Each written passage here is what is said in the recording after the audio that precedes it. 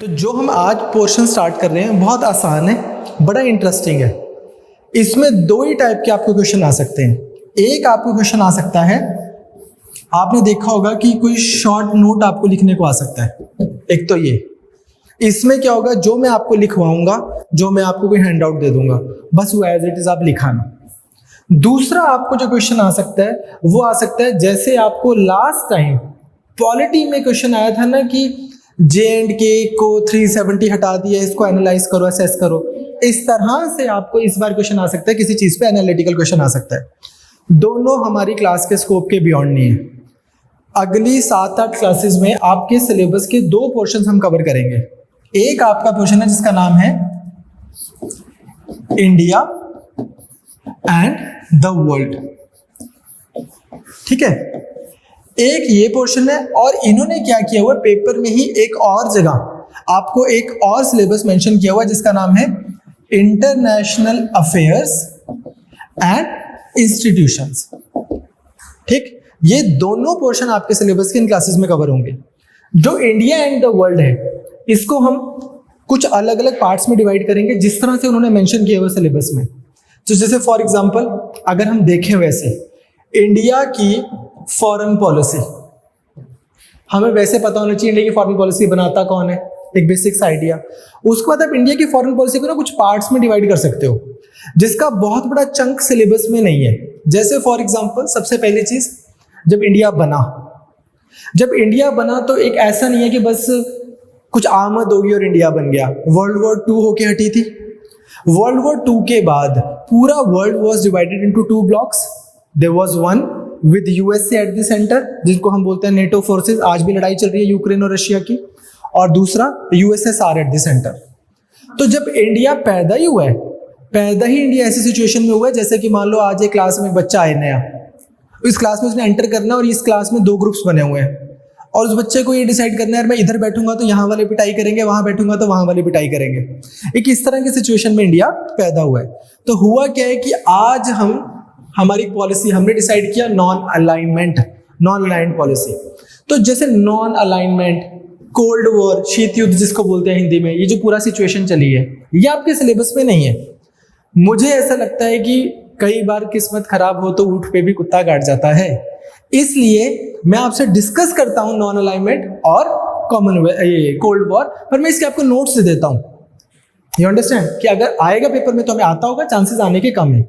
इसके बारे में हम डिस्कस करेंगे कि हमने क्यों नॉन अलाइनमेंट चूज की, कोल्ड वॉर था क्या, हुआ क्या इससे, इसके बाद में इसके इम्प्लीकेशंस क्या रहे। बेसिक सिंपल सा टॉपिक है ये। इसके बाद में बच्चे जब हम आईआर करते हैं ना, तो आईआर मैंने देखा है लोग बहुत ना ऐसे हैजर्डली कर लेते हैं, बीच में कभी कुछ कर लिया, कभी कुछ कर लिया, कभी कुछ कर लिया। ऐसे नहीं करना चाहिए। एक वेल स्ट्रक्चर्ड मैनर में हम आईआर करते हैं। उसमें क्या है, नेक्स्ट 5 क्लासेस में हम 6-7 पोर्शंस में डिवाइड कर सकते हैं। फॉर एग्जांपल पहला जहां से हम आज स्टार्ट करेंगे वो है इंडिया एंड वेस्ट एशिया। ये एक बहुत इंपॉर्टेंट चंक ऑफ सिलेबस है जब भी हम आईआर की बात करेंगे। दूसरा, सिलेबस में क्लियरली मेंशन्ड है India and it's nuclear policy. क्योंकि ये बहुत छोटा टॉपिक है, तो नेक्स्ट क्लास में इसी के साथ साथ में हम कर लेंगे इंडिया एंड ग्लोबल साउथ।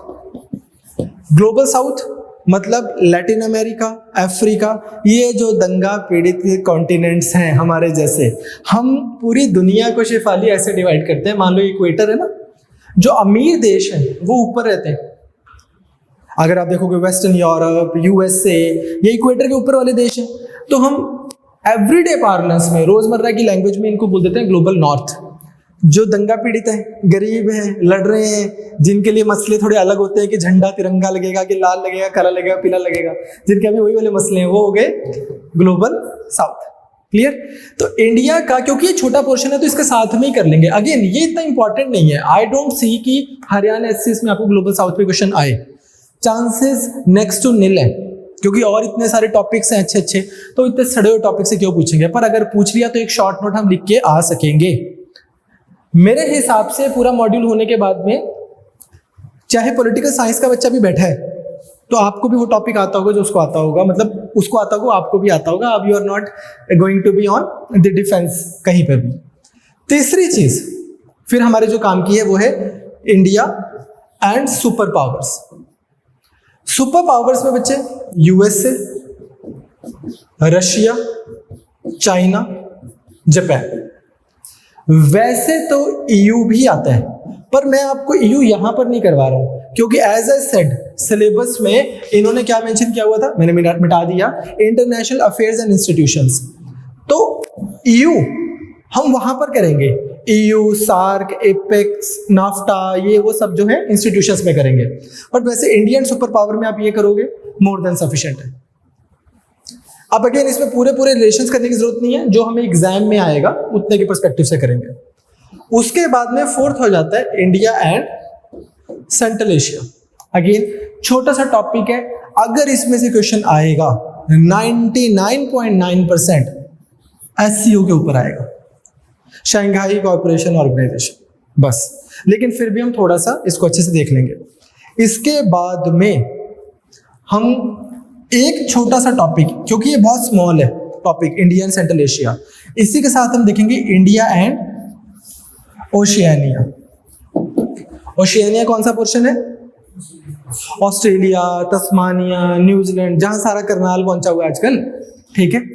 इसके बाद में जो इंपॉर्टेंट है, जहां से क्वेश्चन आने के चांसेस काफी रहते हैं, वो है इंडिया एंड इट्स नेबर्स।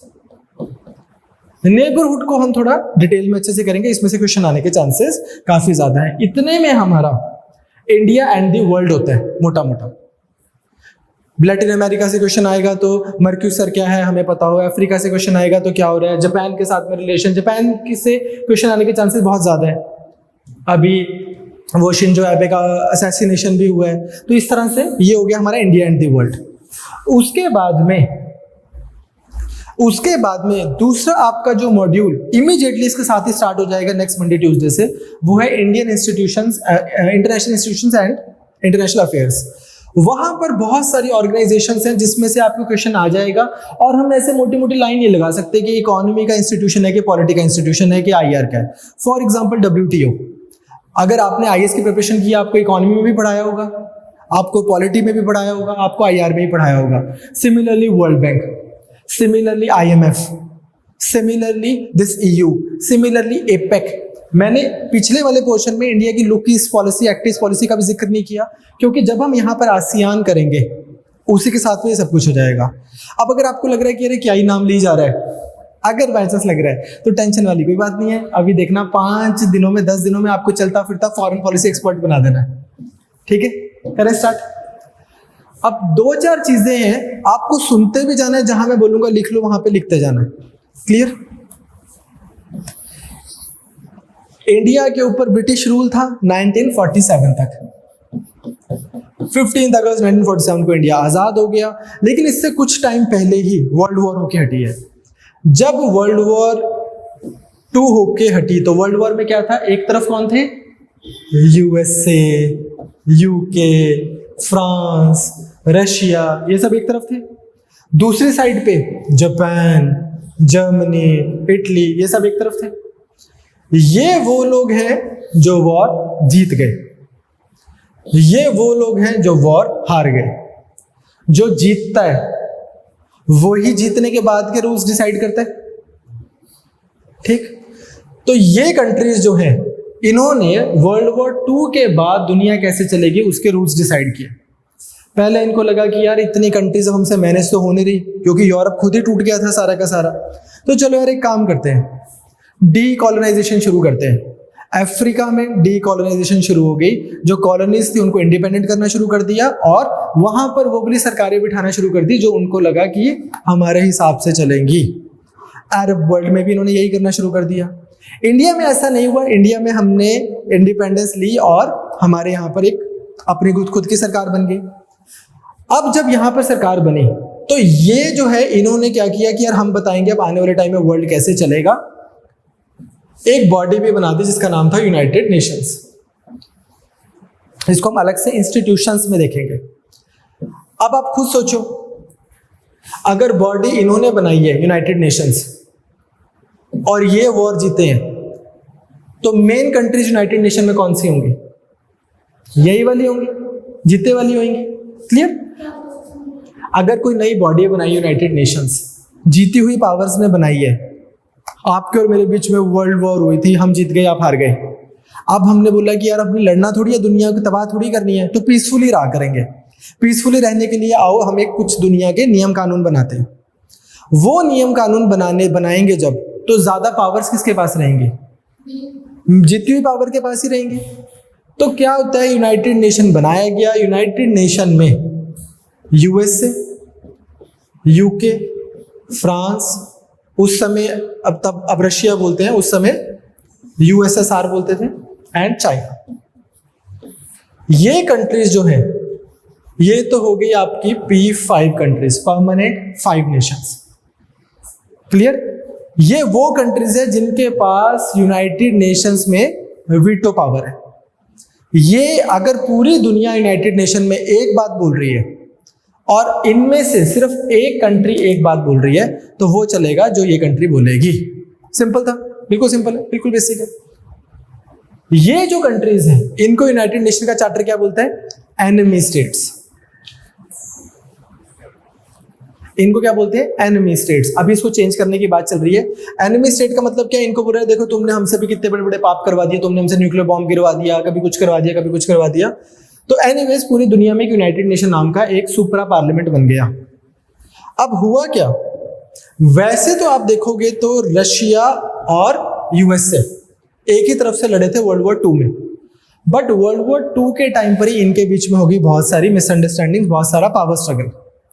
उस पावर स्ट्रगल के बाद पूरी दुनिया got divided into 2 blocks. One is USA, centre में है जिसके, और ये सारे कौन से हैं जो किस चीज में मान रहे हैं? Free market economy. Second is USSR, ये सब किस में मान रहे हैं? सोशलिज्म। Yes ma'am.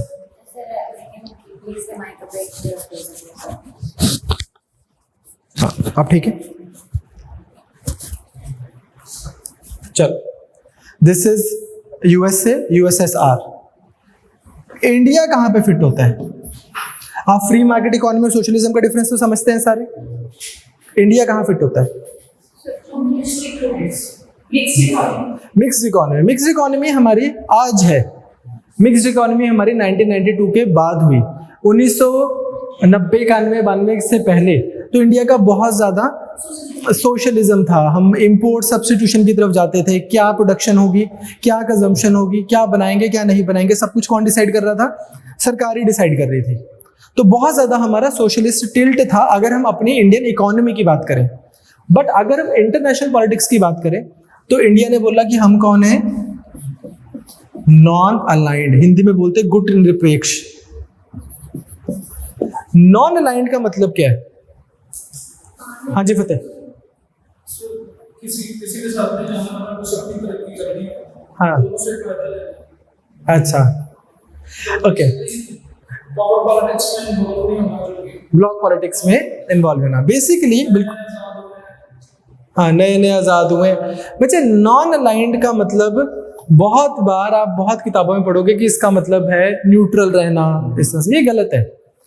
न्यूट्रलिटी और नॉन अलाइनमेंट को आप सेम मत लिख के आना पेपर में।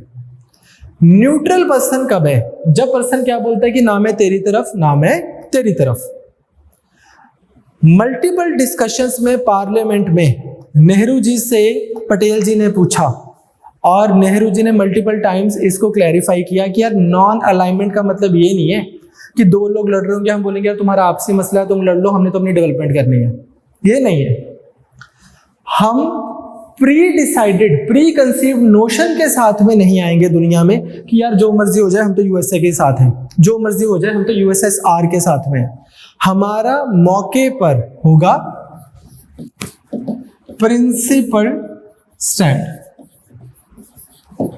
जो हमें चीज नैतिक लगेगी, जो एथिकल लगेगी, जिस अगर मान लो किसी मसले पे लड़ाई चल रही है तो हम डिसाइड करेंगे कि यार हमें किस ब्लॉक का स्टैंड प्रिंसिपल लग रहा है, हम उसकी तरफ जाएंगे।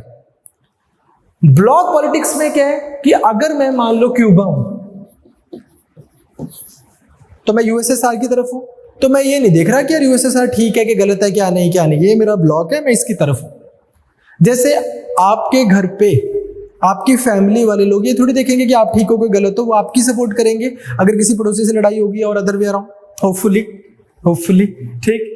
सो ब्लॉक पॉलिटिक्स में क्या है, आप ऑलरेडी आपने अपने you have made up your mind that this is our stand, this is what we stand with और स्टैंड फॉर। इंडिया का ये स्टैंड नहीं था। इंडिया का कि हम प्रिंसिपल स्टैंड लेंगे, अगर हमें यूएसए किसी इशू में ठीक लगेगा तो यूएसए के साथ है, अगर यूएसएसआर हमें ठीक लगेगा तो हम यूएसएसआर के साथ में। इसका हमें फायदा भी हुआ, जैसे कि फतेह ने बोला कि यूएसए वालों को भी लग रहा है कि यार हम इंडिया को अपनी तरफ ले आते हैं, तो वहां से भी हमें बहुत बेनिफिट हो रहे हैं, यूएसएसआर से भी हमें बहुत बेनिफिट हो रहे हैं। तो बहुत स्मार्ट दिख रहे हो, बट इसका उतना ही नुकसान भी हुआ हमें। नुकसान क्या हुआ, ना आप इसी के साथ हो ना आप उसी के साथ हो। हुआ क्या नुकसान, आपने बहुत फायदे ले लिए जी, किसी ने आपके यहाँ पे प्लांट लगा दिया, किसी ने थर्मल प्लांट लगा दिया, किसी ने कोई सीड की नई वैरायटी भेज दी, कोई कैश मिल गया, कुछ मिल गया। पर 1962 सबसे इंपॉर्टेंट किसी भी देश के लिए क्या है, टेरिटोरियल इंटेग्रिटी। टेरिटोरियल इंटेग्रिटी में जब इंडिया की चाइना से लड़ाई हुई तो यूएसए भी बोलेगा भाई बुला ले यूएसएसआर को, तू तो नॉन अलाइंड है। वही अगर इंडिया यहां बैठा होता, चाइना को पता होता है कि यार इंडिया पे अटैक करने का मतलब है यूएसए पे अटैक करना, अक्सर चीन आज आपके पास होता। वही इंडिया अगर यहां बैठा होता तो भी चाइना को पता होता है कि इंडिया पे अटैक करना मतलब रशिया पे अटैक करना। तो हमें बेनिफिट भी हुए, नुकसान भी हुए। दूसरा नुकसान क्या हुआ, आप मुझे बोल रहे हो कि तुम मेरी तरफ आ जाओ और डेनिस मुझे बोल रहा है कि तुम मेरी तरफ आ जाओ, और तुम दोनों की आपस में प्रिंसिपल्स की लड़ाई हो रही है। क्विक ठीक। मैं यहां पे बोलता हूं कि मैं देखूंगा कि शिफाली का वो स्टैंड है, प्रिंसिपल स्टैंड है कि डेनिस का प्रिंसिपल स्टैंड है, फिर मैं डिसाइड करूंगा। तो डेनिस क्या बोलेगा कि चेतन भाई ये तेरी कौन सी मॉरल सुपीरियोरिटी है, अगर कोई स्टैंड प्रिंसिपल नहीं होगा तो मैं लूंगा ही क्यों। आप भी मुझे ही बोलोगे कि तू कौन होता है बताने वाला कि कौन सा प्रिंसिपल स्टैंड है कौन सा नहीं, अगर प्रिंसिपल स्टैंड नहीं होगा तो मैं लूंगा ही क्यों। तो स्टालिन भी इंडिया को ऐसे देख रहा है कि यार ये ना भाई प्रिंसिपल मोरालिटी की बकवास कर रहे हैं, पीछे इनको है कि दोनों तरफ से हम फायदा उठा लें। यूएस से भी वैसे ही देख रहे हैं, वो उसको ये बोल रहे कहते कि तुम हमें क्या समझा रहे हो कि यार जो सही चीज डिसाइड करेगा हम उसके साथ जाएंगे, प्री कंसीडर्ड नोशन नहीं है। तू बोल रहा है कि ऐसी सिचुएशन आएगी जहां पे कोई स्टैंड लेना होगा और तुझे तो पता होगा कि वो प्रिंसिपल्ड है, मुझे नहीं पता होगा, इतना हल्का हूं मैं। यू अंडरस्टैंड, समझ पा रहे हो। ये हो गए बच्चे यहां से। एनीवेज, तो हमने नंदलेस हमने बोला है तुम्हारी जो भी सोच है, हम सारे जो कंट्रीज हैं सारे इजिप्ट जैसे, घाना, यूगोस्लाविया, ऐसे वाली कंट्रीज इकट्ठी की और बना ली हमने एक बॉडी जिसका नाम है नॉन अलाइंड बॉडी। पहले 10 साल 15 साल एटलीस्ट नेहरू जी के टाइम पे India by and large non aligned था भी। 62 की वॉर के बाद थोड़ा सा लगा कि यार ऐसे तो बात बनेगी नहीं। 70s आते आते 1970 में ही 71 में इंदिरा गांधी ने जाके यूएसएसआर के साथ साइन कर लिया, क्या, treaty of peace and friendship. ये ट्रीटी क्या बोलती थी कि अगर किसी ने इंडिया पे अटैक किया तो दैट वुड मीन कि रशिया पे अटैक हुआ है, अगर किसी ने रशिया पे अटैक किया तो दैट वुड मीन कि इंडिया पे अटैक हुआ है। अब कोल्ड वॉर के पीक पे 1971 में किसके बाप में हिम्मत है कि रशिया पे अटैक कर देगा। तो ये ट्रीटी तो क्लियरली किसको बचाने के लिए है, इंडिया को बचाने के लिए। 71 में इंडिया ने ट्रीटी कर ली। 5-6 साल बाद आप देखोगे वैसे ही कॉन्स्टिट्यूशन में अमेंडमेंट करके प्रीएम्बल में भी सोशलिस्ट वर्ड ऐड कर दिया, सेकुलर वर्ड ऐड कर दिया। तो इंडिया का बहुत ज्यादा टिल्ट किस तरफ रहा है, यूएसएसआर, रशिया की तरफ। हमारा टिल्ट हो गया रशिया की तरफ। रशिया और इंडिया की बहुत अच्छी फ्रेंडशिप रही, शुरू से रही थी। 70s में और स्ट्रांग हो गई, 70s में और स्ट्रांग हुई, 80s में और स्ट्रांग हुई। लेकिन जिस तरफ हमारा टिल्ट था वो देश ही टूट गया। यूएसए जीत गया कोल्ड वॉर, मोटा मोटा कर देखें, और यूएसएसआर हार गया। अब जब यूएसएसआर हार गया इंडिया को 1990s में, अब फिर प्रॉब्लम आ रही है कि क्या करें। तो फिर 1990s में कोइंसिडेंटली, प्योर कोइंसिडेंस, कि जिस समय सबसे क्राइसिस सिचुएशन थी, उस समय India had one of the most able prime ministers ever. नाम बहुत कम सुना होगा आपने, पीवी नरसिम्हा राव जी। पीवी नरसिम्हा राव जी ने बहुत सारे नए नए एवेन्यूज खोले फॉरेन पॉलिसी के, जिसमें से एक थी लुक ईस्ट पॉलिसी, जिसके अंदर इंडिया क्या करता है, ब्रॉडली जितने भी ईस्टर्न नेशंस हैं, जो ये Malaysia, Singapore, Indonesia, Thailand, Philippines, Brunei, इन सब के साथ में अच्छे रिलेशन बनाने शुरू करता है। वेस्ट की अगर हम बात करें, वेस्ट एशिया की, तो इजराइल के साथ रिलेशंस बनाए इंडिया ने पहली बार। इससे पहले तक इंडिया ने इजराइल की एक एम्बेसी तक नहीं खोली थी। इजिप्ट ने इजराइल को रिकॉग्नाइज कर लिया, जॉर्डन ने उसने रिकॉग्नाइज कर लिया। India is the one country जो उसको रिकॉग्नाइज तक नहीं कर रही है। एक छोटा सा कॉन्सुलेट ऑफिस खुला हुआ था। It was during Narasimha Rao era, जब इजराइल की प्रॉपर एक बाकायदा एम्बेसी तक खुली। सिमिलरली एलपीजी रिफॉर्म्स है इंडिया में, लिबरलाइजेशन, प्राइवेटाइजेशन, ग्लोबलाइजेशन हुई, मनमोहन सिंह जी और इन्होंने नरसिम्हा राव जी ने किए। तो यूएसए के साथ में भी रिलेशनशिप थोड़े थोड़े नॉर्मलाइज होने के रास्ते पे आने शुरू हुए। देन उसके बाद में Atal Bihari Vajpayee ji, he took it one step further, and then Manmohan Singh ji, और आज तो यूएसए और इंडिया ऐसे हैं जैसे यूके और यूएसए, छोटा छोटा यूएसए बनता जा रहा है इंडिया। क्लियर? तो दिस इज हाउ हमारी थोड़ी थोड़ी, अगर अब आपको इस चीज के लिए पढ़ाना है तो बिल्कुल उसमें समराइज करते हुए इंडिया की इस तरह से फॉरेन पॉलिसी इवॉल्व की। इसमें अलग अलग स्फीयर्स हैं। आपको ये समझ आया कि कोल्ड वॉर क्या था, कि जब पूरी दुनिया दो ब्लॉक्स में डिवाइड हुई है। इसको कोल्ड वॉर क्यों बोल रहे हैं? Because there is no actual fight taking place, but situation is such कि लड़ाई कभी भी हो जाएगी, तो इसलिए इसको कोल्ड वॉर बोल रहे हैं। असली में युद्ध नहीं हो रहा है, तो फिर क्या हो रहा है?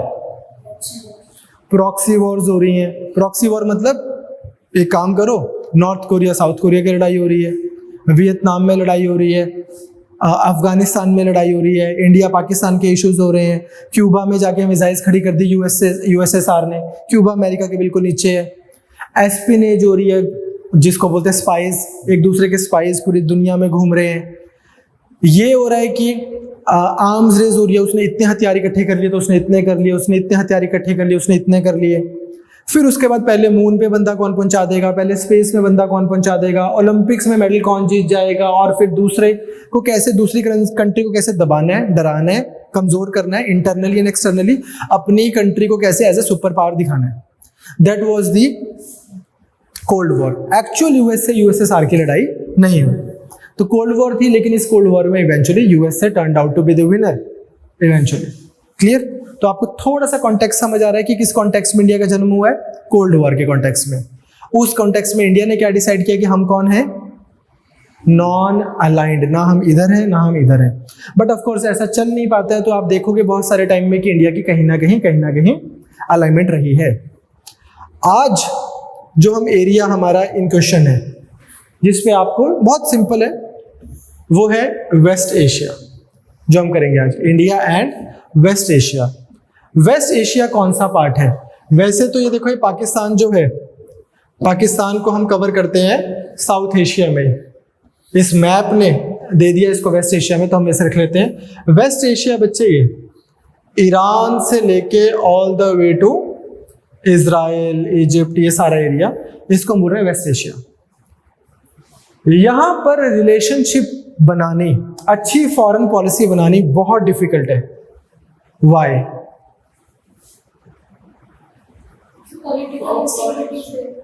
पहले तो यहां पर पॉलिटिकल इंस्टेबिलिटी बहुत ज्यादा है। ओके, और हाँ हाँ यहाँ, हाँ बिल्कुल ठीक, और टेररिज्म। इंडिया को बहुत डिफिकल्ट है यहाँ पर फॉरेन पॉलिसी बनाना। उसका रीजन क्या है? बहुत सारी रीजंस हैं। ये जो एरिया है वेस्ट एशिया, यहाँ पे फॉल्ट लाइंस बहुत सारी हैं। फॉल्ट लाइंस मतलब आपस की दरारें बहुत सारी हैं। तो जब आप एक तरफ जाते हो तो दूसरी वाली कंट्री के अगेंस्ट हो जाते हो ऑटोमेटिकली, लेकिन आपको दूसरी कंट्री की भी उतनी जरूरत है। दूसरी तरफ जाते हो, पहले वाले के अगेंस्ट हो जाते हो, आपको उसकी भी उतनी जरूरत है। फॉर एग्जाम्पल, ये आप देख रहे हो ईरान। ईरान दुनिया का सबसे बड़ा, सबसे पावरफुल शिया देश है। मुस्लिम्स के दो सेक्ट्स हैं मेन, शिया और सुन्नी।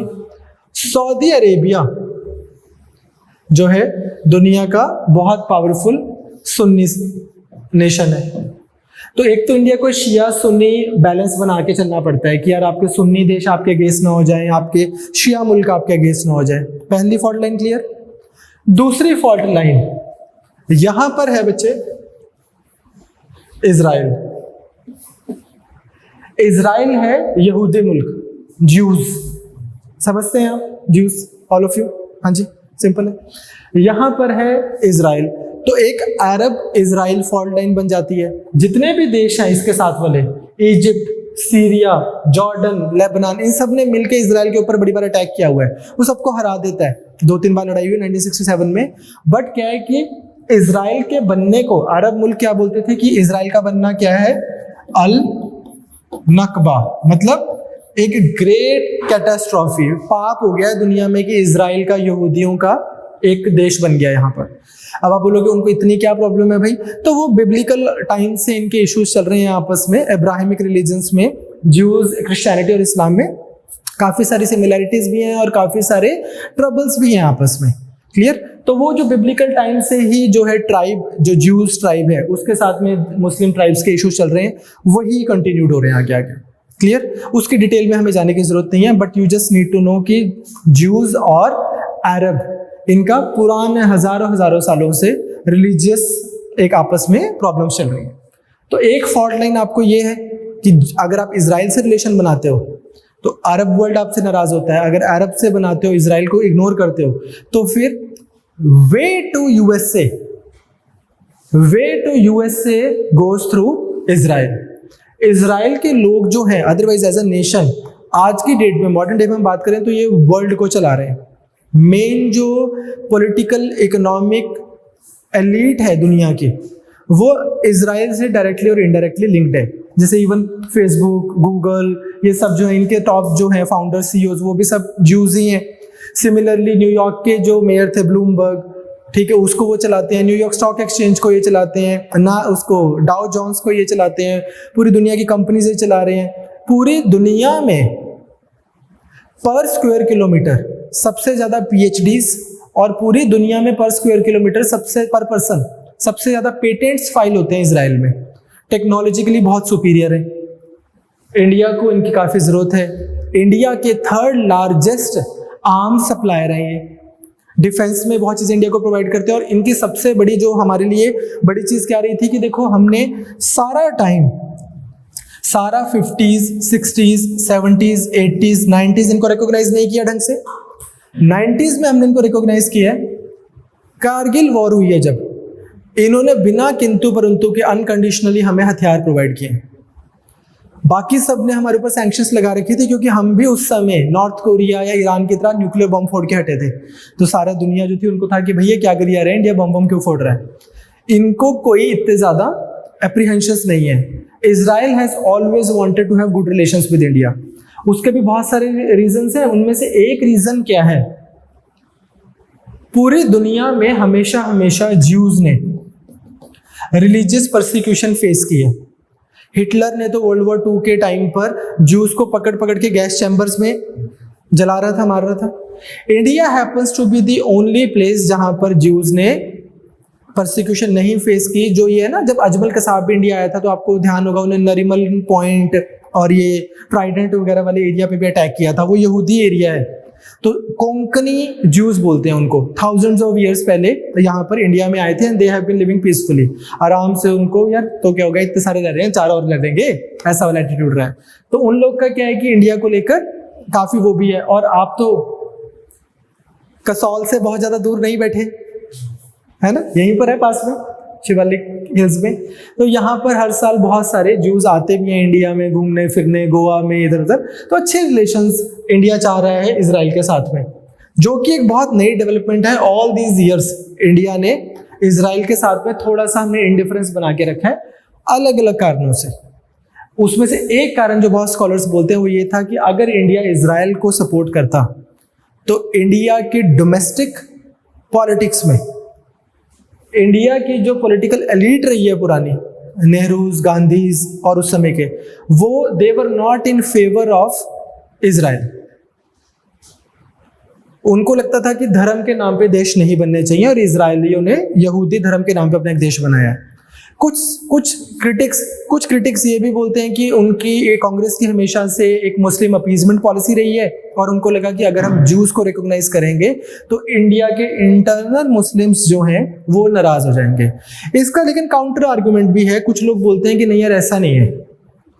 ऐसा है कि इंडिया को लगा कि अगर उनको लगा, हमारे पॉलिटिकल एलीट को, कि अगर इजराइल बनेगा तो ये वाला जो एरिया है यहां पर तो डिस्टेबलाइजेशन होनी है। अरब और यहूदी आपस में लड़ेंगे। जब वेस्ट एशिया डिस्टेबलाइज हो जाएगा तो उसके नेगेटिव इफेक्ट इंडिया के ऊपर भी आएंगे। इसलिए इंडिया चाह रहा था कि इसलिए इंडिया ने इजराइल के अगेंस्ट हमेशा स्टैंड लिया। आपको कभी भी इस एग्जाम में, HCS में वेरियस पर्सपेक्टिव्स नहीं आएंगे कि अलग अलग लोग क्या क्या सोचते हैं, तो हमें उसमें जाने की जरूरत नहीं है। बस मैंने आपको वैसे बता दिया। आपको सिर्फ मैं बेसिक वो दे रहा हूँ बैकग्राउंड, ताकि जो मैं आपको 4 शॉर्ट नोट लिखा हूं तो आपको पता तो हो कि किस कॉन्टेक्स्ट में है। ठीक है, तो पहली फॉल्ट लाइन क्या है? शिया सुन्नी। दूसरी ज्यूज अरब। तीसरी, आज इंडिया सऊदी के साथ में रिलेशन मान लो खराब कर लेता है कि नहीं यार, हमें तो ईरान के साथ में ही बढ़िया चलना है। इतने सारे इंडियंस सऊदी में जॉब करते हैं, बहुत सारे इंडियन सऊदी में जॉब करते हैं, यूपी से, बिहार से, केरल से, इतने सारे डिफरेंट प्रदेशों से। जैसे पंजाबी लोग कनाडा में गए हुए हैं सारे, ऑस्ट्रेलिया, कनाडा, न्यूजीलैंड, वैसे बहुत सारे बाकी इंडिया के लोग सऊदी में गए हुए हैं कंस्ट्रक्शन में काम करने के लिए। वहां से हमें आती हैं बहुत सारी रेमिटेंसेस, तो वो हमारी कॉम्प्रोमाइज होती है। अगर इंडिया बोलता है कि नहीं यार, हमें काम करते हैं, हम तो सऊदी के साथ चलते हैं, ईरान के साथ में नहीं, तो क्या है, ईरान से भी हमें बहुत बेनिफिट है, जिसमें से 2 प्राइमरी बेनिफिट्स। पहला तो ये कि यहां पर ईरान में चबहार पोर्ट, इंडिया एक पोर्ट बना रहा है, वो पोर्ट से आप डायरेक्टली लिंक करते हो मुंबई को। इंडिया को इस पोर्ट के थ्रू,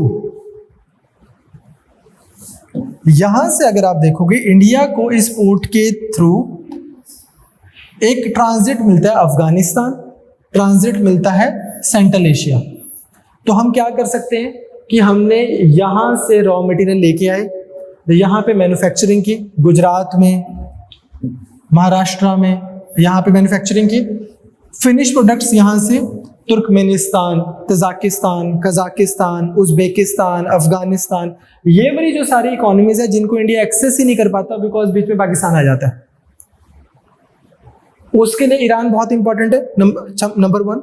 नंबर 2, ये वाला जो पोर्ट है जिसपे इंडिया एक्टिव है, चबहार पोर्ट, इससे 170 किलोमीटर अगर आप इंडिया की तरफ आ जाओ, क्या होता है 170 किलोमीटर? कुछ भी नहीं होता, कुछ भी नहीं होता।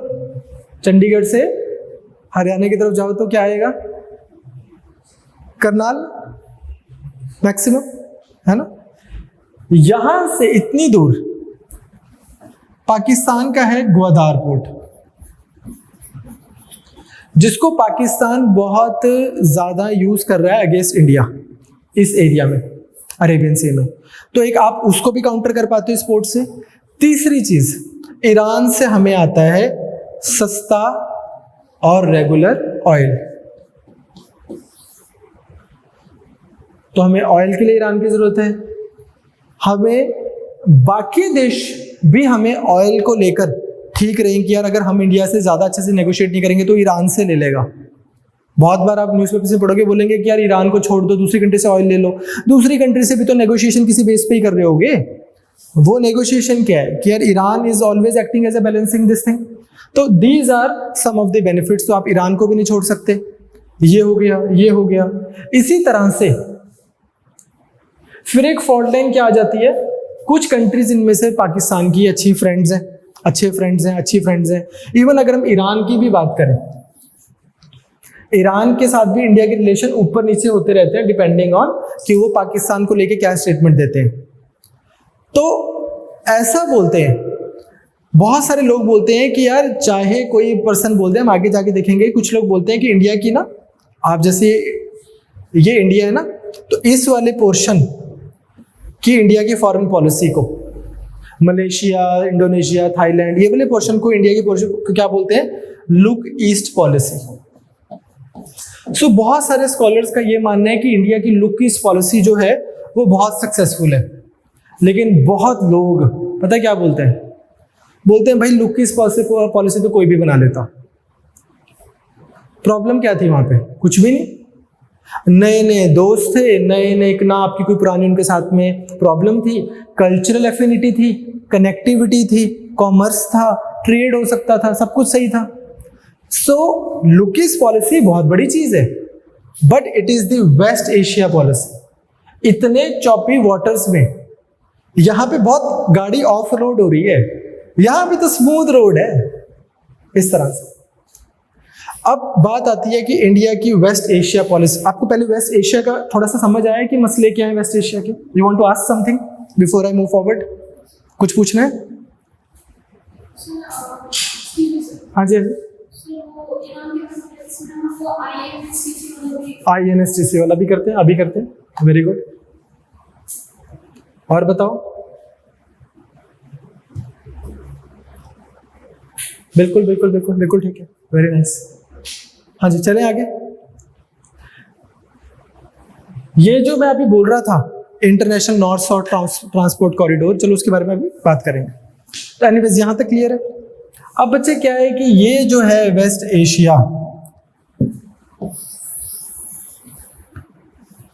इसको लेके हमारी पॉलिसी रही क्या है? आज अगर आप देखोगे इंडिया के तकरीबन सभी धर्मों, सभी कंट्रीज का ठीक रिलेशन है ना, बहुत ज्यादा फ्रेंडली नहीं भी होंगे अगर किसी के साथ में, तो कोई भी कंट्री ऐसी नहीं होगी जो डायरेक्टली एंटी इंडिया है, चाहे वो UAE है, सऊदी है, कोई भी है। तो ऐसा बोलते हैं कि इंडिया ने थोड़ा पैसिव पॉलिसी रखी है यहाँ पर, कि ये सिर्फ ट्रेड तक, म्यूचुअल रिस्पेक्ट तक, उनके इंटरनल मैटर्स में इंडिया बहुत ज्यादा इंटरफेयर नहीं किया। तो कुछ लोग ये बोलते हैं कि India should continue this foreign policy. Maximum JNU के जो प्रोफेसर्स हैं, या आप देखोगे जो फॉरेन के पुराने एम्बेसडर्स हैं, वो यही बोलते हैं कि यार यही फॉरेन पॉलिसी हमारी कंटिन्यूड रहनी चाहिए। वो क्या बोलते हैं? आपको एक फ्रेज बता रहा हूं। वो बोलते हैं कि if speech is silver, silence is golden. कि आपको ज्यादा यहाँ पे आपको लग रहा है कि असर्टिव होकर, इनके बीच में, इनके मसलों में जाकर असर्टिव होकर आपको लग रहा है कुछ फायदा हो जाएगा, तो ठीक है, लेकिन चुप्पी से उससे ज्यादा फायदा है। ऐसा बोलेंगे मैक्सिमम जो यहाँ के एम्बेसडर्स रहे हैं। अगर आप द हिंदू पढ़ते हो तो द हिंदू में सुहासिनी हैदर के आर्टिकल्स आते हैं। अगर आप इंडियन एक्सप्रेस पढ़ते हो तो इंडियन एक्सप्रेस में C राजा मोहन के आर्टिकल्स आते हैं। ये सब लोग क्या बोल रहे हैं? ये बोलते हैं, इवन जो S जयशंकर जी हैं जो अभी, वो भी ये बोलते हैं कि इंडिया को थोड़ा यहाँ पर असर्टिव होना चाहिए। We should act like a leading power and not as a balancing power. तो अगेन ये मैंने आपको ओवरऑल पर्सपेक्टिव दिया। आपको क्वेश्चन पेपर में आए स्ट्रांगली डाउट कि हरियाणा HCS में कभी क्वेश्चन आएगा कि इंडिया की वेस्ट एशिया पॉलिसी क्या होनी चाहिए। अगर आपको यहां से आएगा तो शॉर्ट नोट आएगा, ठीक। अब एक चीज यहां पर, ये वाला एरिया, ये आपको अच्छे से आना चाहिए। है क्या है बच्चे? यहां पे थोड़ा सा मैं आपको बता देता हूं। ये एरिया में पुराने टाइमों में यहां पर होती थी ऑटोमन एम्पायर। जब ऑटोमन एम्पायर होती थी तो वर्ल्ड वॉर 1 हो रही थी बिटवीन ब्रिटेन एंड ये ऑटोमन एम्पायर। तो ऑटोमन एम्पायर ने इनको बोला कि यार तुम एक काम करो, सॉरी ब्रिटेन ने इनको बोला तुम एक काम करो, इस एरिया के लोगों को, यहां पर ज्यूज रहते थे, थोड़े बहुत अरब्स रहते थे। अरब्स मतलब मुस्लिम लोग यहां पे रहते थे। इंग्लैंड ने बोला कि यार तुम एक काम करो, तुम आज ऑटोमन एम्पायर के अंडर हो, जैसे हम थे इंग्लैंड के अंडर, तुम यार हमें सपोर्ट करो। जब तुम हमें सपोर्ट करोगे हम वॉर जीत जाएंगे, हम तुम्हें आजाद कर देंगे। तुम क्यों रह रहे हो ऑटोमन एम्पायर के अंडर? तो ऐसा बोलते हैं कि कुछ उनको सपोर्ट भी मिली, सब कुछ मिला, लेकिन वर्ल्ड वॉर जीतने के बाद यहां पे किसने अपना कंट्रोल बना लिया? ब्रिटेन ने। ब्रिटेन ने अपना कंट्रोल बना लिया इस एरिया पे। अब वर्ल्ड वॉर 2 हुई। जब वर्ल्ड वॉर 2 हुई तो अगेन ब्रिटेन ने नेगोशिएशन की ज्यूज से कि तुम हमें सपोर्ट करो, हम तुम्हें यहाँ पर क्या बना के देते हैं? होमलैंड, जो प्रॉमिस लैंड है, तुम्हारा खुद का देश, क्योंकि तुम पूरी दुनिया में हमेशा परसिक्यूटिव हुए हो, तो तुम्हें अपना देश चाहिए, हम तुम्हें एक देश बना के देते हैं। बोले ठीक है।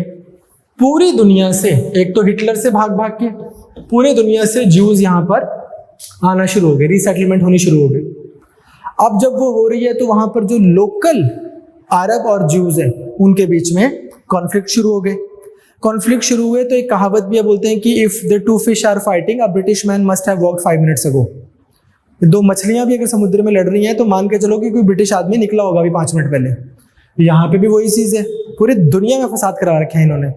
तो यहाँ पे क्या हुआ, अरब और ये ज्यूज जो है इनकी लड़ाई होनी शुरू हो गई। वो पूरी दुनिया से आ रहे हैं तो वायलेंस आपस में शुरू हो गया और ब्रिटिश के अगेंस्ट में वायलेंस शुरू हो गया। जब ब्रिटेन से वायलेंस मेंटेन नहीं हुआ, मैनेज नहीं हुआ, तो यूनाइटेड नेशन में चले गए। वहां पर यूनाइटेड नेशन में स्टेटस को पे सेटलमेंट हो गई। एक इजराइल बन गया और दूसरा एरिया जो है वहां पे बात हुई कि वहां पे पैलेस्टीन बन जाएगा। इजराइल तो देश बन गया और जेरूसलम जो एक बहुत इंपॉर्टेंट साइट है ज्यूज के लिए भी, क्रिश्चियंस के लिए भी, मुस्लिम्स के लिए भी, इसके क्वेश्चन पे बोला था कि जेरूसलम को एक इंटरनेशनल सिटी बना देंगे। लेकिन जेरूसलम का इशू जो है थ्रू ही नहीं हुआ आज तक। तो अभी भी क्या है, जो एरिया लेट्स से अगर ये पूरा इजराइल है, ये वाला एरिया और ये वाला एरिया जहां पर रहते हैं पैलेस्टीनियन, वहां पर बहुत सारी ज्यूज कम्युनिटी की सेटलमेंट बन जाती है।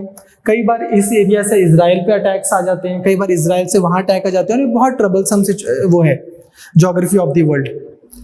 जेरूसलम का क्या हुआ कि इजराइल बोलता है कि जेरूसलम हमारी कैपिटल बनेगी, क्योंकि इसी के लिए तो आए थे हम यहाँ पर, ऐसे पीस ऑफ लैंड तो हम कहीं भी ले लेते।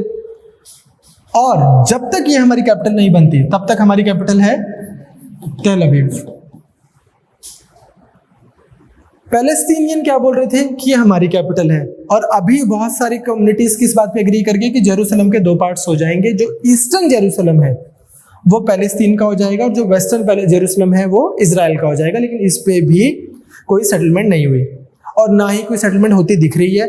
रेगुलरली आप देखोगे हर साल 2 साल बाद, पिछले साल भी ऐसा हुआ था कि कभी यहाँ से उधर अटैक्स होने शुरू हो जाते हैं, कभी वहां से यहाँ अटैक्स होने शुरू हो जाते हैं। बहुत वायलेंस वाली सिचुएशन में है एरिया। नाउ डोनाल्ड ट्रंप के टाइम पर यूएसए ने क्या किया, अपनी एम्बेसी जो है वो तेल अवीव से हटाकर जेरूसलम में कर दी। इसका मतलब क्या हुआ,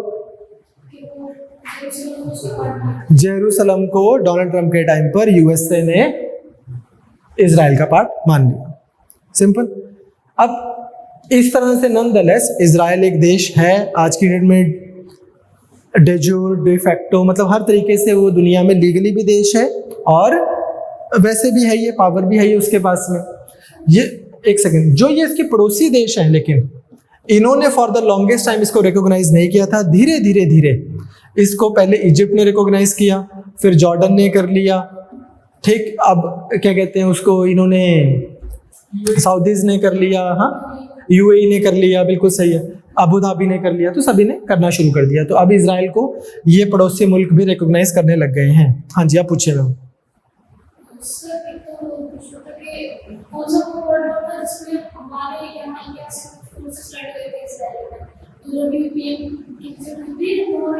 तो 2016 में, वर्ल्ड वॉर 2 में, हाँ जी। तो क्या हो गया 2016 में जब पीएम गए थे? हाँ जी,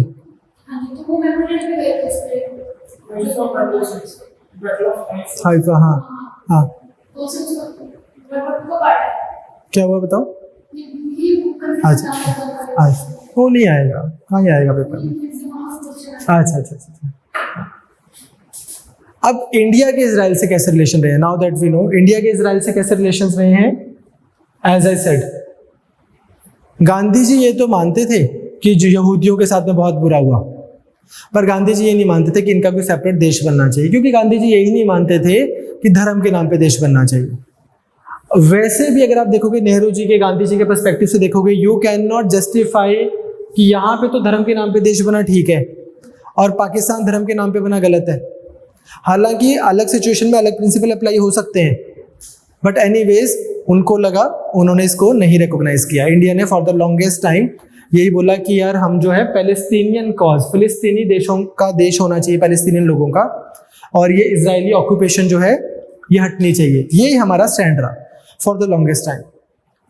1990s में, 91-92 में पहली बार इंडिया ने इनकी एम्बेसी खोली यहाँ पर। उसके बाद में हमारे रिलेशन थोड़े नॉर्मलाइज होने शुरू हुए। जब रिलेशन नॉर्मलाइज होने शुरू हुए तो आज की डेट में हमारे इजराइल के साथ रिलेशन जो हैं वो किस फील्ड में है? पहला, एग्रीकल्चर में हमारे इनके बहुत स्ट्रॉन्ग रिलेशंस हैं। आप हरियाणा एसएस की तैयारी कर रहे हो, हिसार में, करनाल में, सोनीपत में इंडिया इजराइल के जॉइंट प्रोग्राम्स चल रहे हैं। अगर आप हाईवे पे दिख जाएंगे आपको, पर ड्रॉप मोर क्रॉप का जो आइडिया है, इजराइल में ना क्रॉपिंग के लिए उतना पानी नहीं है, तो इनकी जो हार्वेस्टिंग की जो टेक्निक्स हैं, जो एग्रीकल्चर टेक्निक्स हैं, बहुत साइंटिफिक है, तो इससे इंडिया को बहुत फ़ायदा होता है। दूसरा, डिफेंस में हमारा और इजराइल की कोलैबोरेशन बहुत स्ट्रांग होती जा रही है। वो हमारे साथ टेक्नोलॉजी ट्रांसफ़र भी करते हैं। Surface to air missiles, Barak missile वगैरह हमने इनसे लिए, वेरी गुड। फाल्कन गन्स लिए हैं हमने इनसे। तो हमारे डिफेंस में कॉपरेशन बहुत बढ़ रहा है। 3rd नंबर के लार्जेस्ट एक्सपोर्टर बनते जा रहे हैं। तो रशिया उस लेवल पे आ गया है। तीसरा, साइंस इन जनरल, स्पेस लगा लो आप। एक अभी रिसेंटली इंडिया ने रिसैट-2 के नाम से एक मिसाइल सैटेलाइट लॉन्च की थी। वो भी क्या है कि 2008 के मुंबई अटैक के बाद इंडिया को ऐसा लगा कि यार हमारी जो सर्वेलेंस टेक्नोलॉजी है वो और स्ट्रांग होनी चाहिए, तो ये इंडिया को बहुत स्ट्रांग सर्वेलेंस टेक्नोलॉजी भी प्रोवाइड करता है। उसके बाद एजुकेशन को लेकर हमारे इनके साथ में बहुत MOU साइन हुए हैं, इंटर यूनिवर्सिटी पेपर्स वगैरह होते हैं। इनफैक्ट आप में से अगर कोई यूपीएससी की तैयारी करेगा, IPS जब आप बनते हो तो IPS में सरदार वल्लभ भाई अकेडमी जो है हैदराबाद की, वहाँ से 1 हफ्ते के लिए आपको इजराइल लेके जाते हैं। वहाँ पर हमारी और उनकी जॉइंट ट्रेनिंग भी होती है, इंडियन पुलिस ऑफिसर्स की और उनकी। सिमिलरली 5th है जियो स्ट्रेटेजिक। इसमें आप एक चीज़ देखें, इजराइल को एक कंट्री चाहिए जहां पर वो भी अपने आर्म्स, एम्यूनेशन या कोई भी चीज़ अपनी आर्मी स्टेशन कर सके। इजराइल के पास इस पूरे एरिया में सेकंड स्ट्राइक कैपेबिलिटी नहीं है। इजराइल बहुत छोटा है। वो तो इजराइल की डिफेंस सिस्टम बहुत स्ट्रांग है, iron dome and this and that, कि उनके ऊपर हज़ारों मिसाइल्स भी गिर रही हैं तो भी वो उसको प्रोटेक्ट करके अटैक कर देते हैं। बट अगर कल को इजराइल के ऊपर कोई सक्सेसफुल अटैक हो जाता है तो how does Israel attack back? तो उसको हमेशा इंडिया में एक सेकंड स्ट्राइक कैपेबिलिटी का ज्योग्राफिकल डेस्टिनेशन दिखता है। फिर उसके बाद में इजराइल को पाकिस्तान से भी कुछ खास प्यार नहीं है, तो पाकिस्तान के अगेंस्ट इंडिया को बहुत सपोर्ट करता है। ये इधर आप आओगे ना इस मैप पे, तो यहाँ पर एक एरिया है जिसका नाम है गोलन हाइट्स। ये सीरिया और इजराइल के बॉर्डर पे। बेसिकली एक बार क्या हुआ था, इजिप्ट ने, सीरिया ने, जॉर्डन ने, इन सब ने मिलके इजराइल पर अटैक कर दिया था। लेबनान जो इसके ऊपर है, इसने भी सपोर्ट किया था। इंडिया और ईरान, इजराइल थोड़ी सी क्लैरिटी हो गई है। इंडिया और ईरान के भी वैसे तो देखा जाए सिविलाइजेशनल रिलेशंस रहे हैं। देश विदेश तो कल की बातें हैं। इंडिया का तो बॉर्डर लगता था पर्शिया से, जो पाकिस्तान है आज वो तो इंडिया ही था। तो बलूचिस्तान से लेकर ऑल द वे हमारे बॉर्डर्स लगते रहे हैं। हमारे रिलेशन इनके साथ में हमेशा इंटरेक्शन वाले रहे हैं। बेसिकली ना पुराने टाइमों में ऐसा नहीं होता था कि ये लाइन लगी भाई इसके इधर तेरी कंट्री, इसकी इधर मेरी कंट्री। जैसे जैसे आप मान लो इंडिया से मॉडर्न डे पाकिस्तान से उस तरफ जाते रहोगे, इंडियननेस कम होती रहेगी, पर्शियननेस बढ़ती जाएगी। और कोई ऐसा ही कोई लाइन नहीं है जो आप लगा दोगे कि अरे इंडिया खत्म और ईरान शुरू। यही चीज़ आपको इधर मिलेगी तिब्बत में। पुराने टाइमों में ब्रिटिश के आने से पहले ऐसा नहीं था कि ये लाइन है भाई, ये देखिए चाइना, ये इंडिया। जैसे जैसे आप ऊपर जाते रहोगे इंडियननेस कम होती जाएगी और चाइनीजनेस बढ़ती जाएगी। जितना जितना वहाँ से इधर आते रहोगे चाइनीजनेस कम होती रहेगी, इंडियननेस बढ़ती रहेगी। तो सिविलाइजेशनल इकोटोन्स बने हुए थे बहुत बड़े बड़े, कि ये जो फ्रिंज एरियाज थे हंड्रेड्स ऑफ किलोमीटर्स के, यहाँ पे आपको दिखेगा कि उनका भी कल्चर मिलेगा, ओवरलैपिंग मिलेगी बहुत स्ट्रॉन्ग। You understand? तो वैसा ही हमारा और इनका था, पर्शिया का। बट जब इंडिया बना, जब नया देश बना इंडिया, 1950 में हमने इनके साथ डिप्लोमेटिक रिलेशन बनाए। बट कोल्ड वॉर के टाइम पे हमारे इनके साथ में रिलेशन बहुत अच्छे नहीं थे। उसका रीज़न 50s, 60s, 70s, इन 30 साल इंडिया क्या था? नॉन अलाइंड, ना हम इनके साथ ना हम उनके साथ। और उस समय ईरान का नाम होता था इंपीरियल स्टेट ऑफ ईरान, राजा होता था वहां पे पहलवी डायनेस्टी। ईरान का क्या था? यूएसए का खासम खास। Iran was tilted towards USA, वो यूएसए के ब्लॉक में था, और इंडिया नॉन अलाइंड था। फिर क्या हुआ? तो ऑब्वियसली आपस में क्या ही रिलेशन बनने थे। 79 में वहां पर क्या हुआ कि वहां पर एक रिलीजियस रेवोल्यूशन आ गया। एक रिलीजियस लीडर था आयतुल्ला खमेनी, आज भी है, वो बुजुर्ग हो गया है, वैसे ही बैठा अभी भी। वो पर्सन आयतुल्ला खमेनी, उसने 1979 में एक वहाँ पे रेवोल्यूशन लेके आया, जो सरकार थी उसको हटा दिया और वहाँ पे एकदम कट्टरपंथी इस्लामिक सरकार ले आया वो। इंडिया ने इस रेवोल्यूशन को सपोर्ट नहीं किया, रिलेशन खराब। उसके बाद में पाकिस्तान के कॉज में भी हमेशा जो है उन्होंने, ईरान ने, बट ऑब्वियस है कि पाकिस्तान की सपोर्ट की, उन्हीं का स्टैंड लिया मैक्सिमम टाइम्स।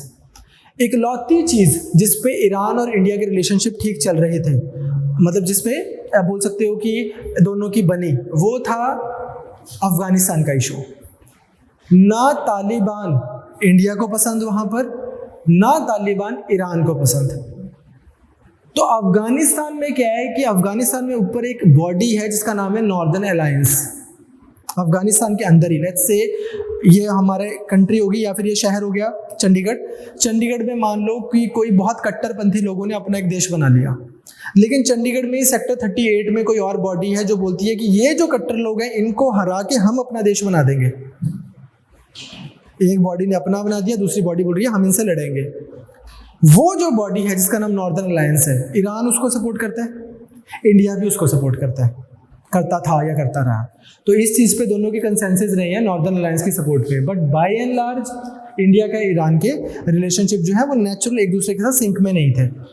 फिर 2006 में 2006 इंडिया ने यूएन में ईरान के अगेंस्ट वोट भी कर दिया कि हाँ यार ये जो न्यूक्लियर प्लांट बम बना रहे हैं ये गलत बना रहे हैं, इनको एनपीटी साइन ही नहीं करनी चाहिए थी, इनको कोई ट्रीटी साइन ही नहीं करनी चाहिए था अगर इनको न्यूक्लियर बम भी बनाने हैं।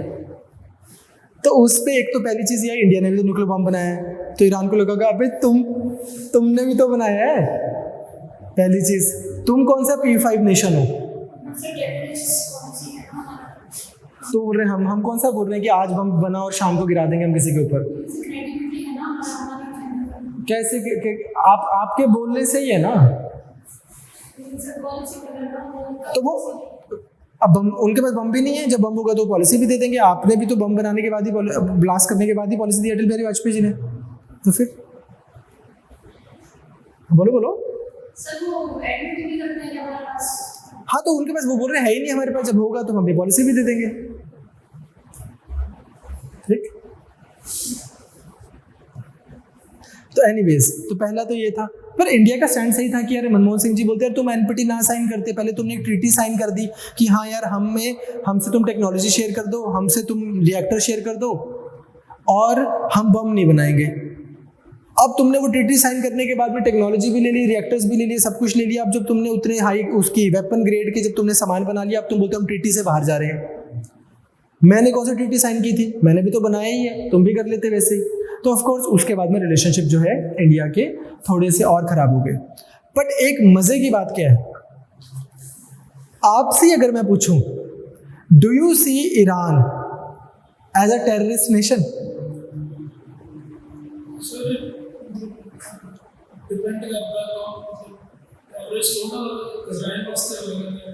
डू यू, मैं आपसे पूछ रहा कि do you see that Israel sees, हाँ, do you see Iran as a terrorist nation?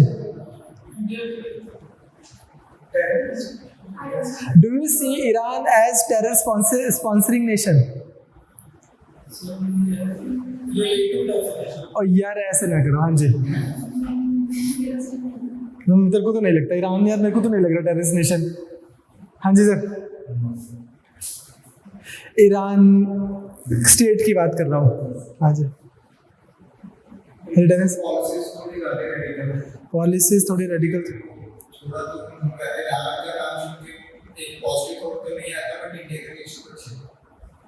हाँ जी शिफाली। हाँ, तो मैं क्यों बोल रहा हूँ आपको चाहिए अभी Deepanshu Kamboj sees Iran as a terrorist nation, ये होता है स्टैंड, यस और नो, ठीक है। चलो भाई सुनो, ये मैं क्यों बोल रहा हूँ, ऑफ कोर्स हर एक का अपना अपना व्यू पॉइंट होगा। आप ये देखो कि ईरान जो है एज अ स्टेट कंट्री और इंडिया एज अ कंट्री, इनके आपस में जैसे भी रिलेशन रहे हों, बीबीसी ने सर्वे करवाया था, बीबीसी ने सर्वे करवाया 79% I think Iranians see India as a favourable nation, चाहे उनकी, और यही इसकल क्लास में भी प्रूव हो रहा है, दीपांशु के अलावा बाकी सारे तो देख, तेजिंदर बोल रहा है कि हाँ जी हाउथी रेबल्स को तो सपोर्ट करते ही हैं। मेरा पॉइंट क्या है कि ईरान को, how do you see Iran depends a lot on कि पीपल टू पीपल इंडिया का और ईरान का कैसा रिलेशन है, और ऊपर का रिलेशन, मतलब पीपल टू पीपल में इतना ज़्यादा कोई प्रॉब्लम है नहीं है हमारी उनके साथ में। तो एनीवेज आपको थोड़ा समझ आ रहा है कि ईरान के साथ में रिलेशन बनाने हैं, पर ईरान के साथ बनाओगे, ईरान क्लियरली ये बोलता है, पहला जो इनका वो था प्रेसिडेंट अहमद निजाद, वो तो बोलता था कि यार इजराइल पे मिसाइल गिराऊंगा मैं, बिना वर्ड्स घुमाए बोलता था। तो of course Israel has every reason to be worried. यार ये सब कंट्रीज ने खुल के क्लियरली ओपनली बोला कि इजराइल का बनना एक हिस्टोरिकल पाप है, इजराइल पे हम बम गिराएंगे, ठीक, अब हद हो गई, इस्लामिक लैंड में ज्यूज की कंट्री बनेगी, हद हो गई, वो जगह जहां पर खलीफा रूल करता था, जहां पर कैलिफेट का रूल था, वहां पे अब यहूदी ट्राइब्स के लॉज बनेंगे। आपको यार एक चीज समझनी है, एक और चीज जैसे मैं आपको अदरवाइज बता रहा हूं, अफगानिस्तान के केस में भी ये बहुत ट्रू है। इंडिया में ना एक चीज हो गई जो मैक्सिमम, मतलब इंडिया हो गया या बांग्लादेश भी हो गया, ये कुछ अलग से आइलैंड्स बन गए। अदरवाइज अगर आप देखोगे ना, वेस्ट एशिया से लेके यहाँ तक इन कंट्रीज में ना एक चीज की बहुत प्रॉब्लम रही है, अफगानिस्तान के एग्जांपल से समझना। चुनाव करवाते हैं अफगानिस्तान में, इंडिपेंडेंट चुनाव करवा दो, एक पर्सन जो है वो अफगानिस्तान में मान लो प्राइम मिनिस्टर बन गया, तो होगा क्या, अफगानिस्तान में बहुत सारी ट्राइब्स हैं, उनको लगता है ओए ये कौन है, मान लो मैं आफरीदी ट्राइब का हूं, मुझे लगेगा as far back as I can remember, हमारी तो एक ट्राइब होती है, कबीला होता है, हमारे कबीले का मुखिया होता है, जो वो बताता है वो होती है बात फाइनल। ये कौन लाके बिठा दिया हमारे सिर पे, you understand?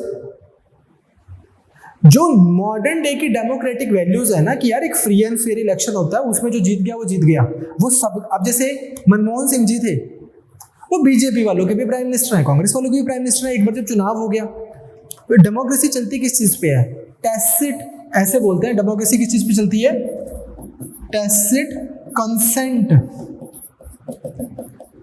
Of minority.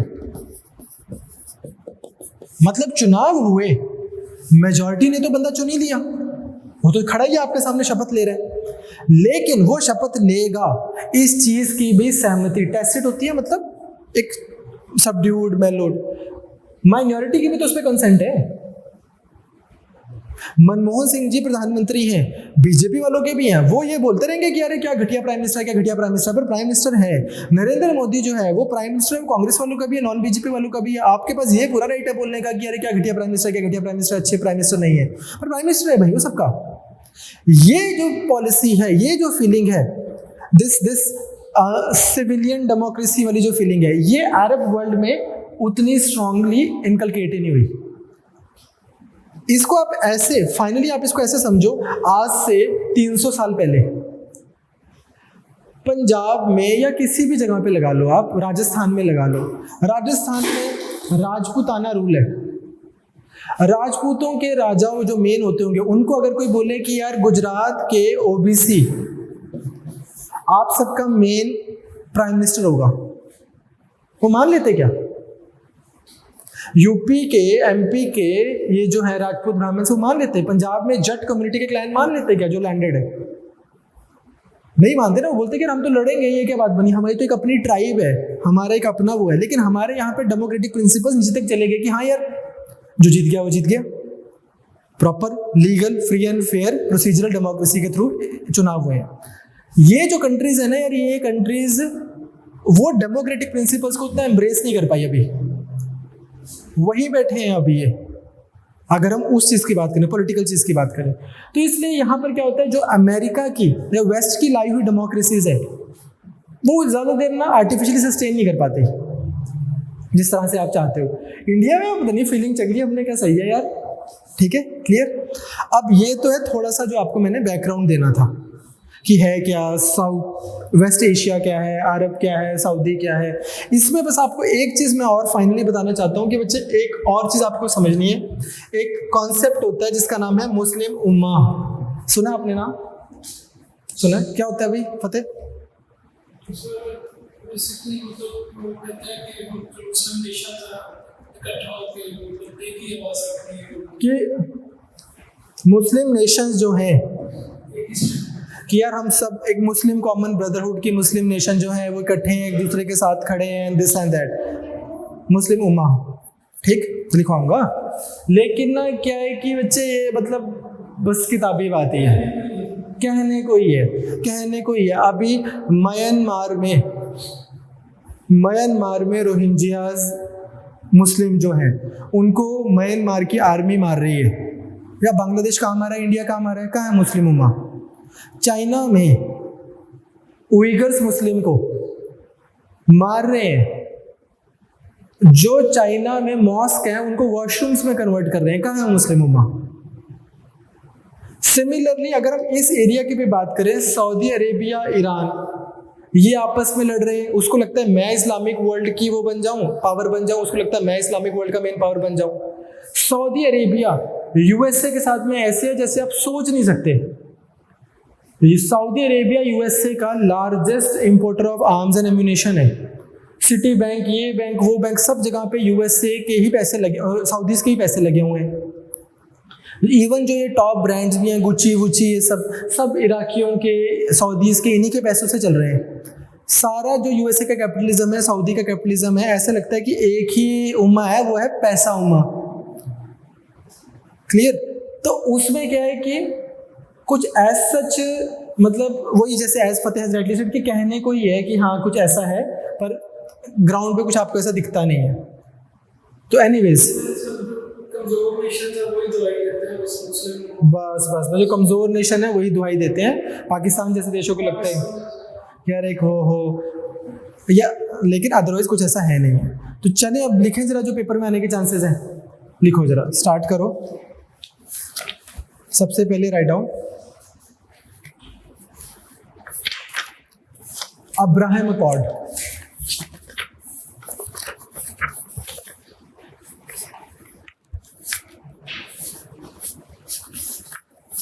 Abraham Accord.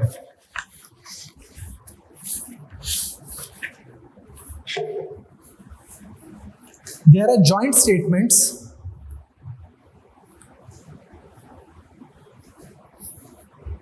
between, आप सब इंग्लिश मीडियम स्टूडेंट ही है ना, हिंदी मीडियम तो नहीं है? Between Israel, UAE and USA. Subsequently, the term was used to refer collectively to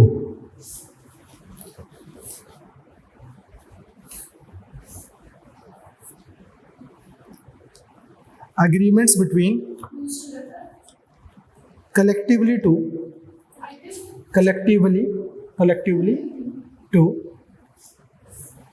agreements between Israel and UAE,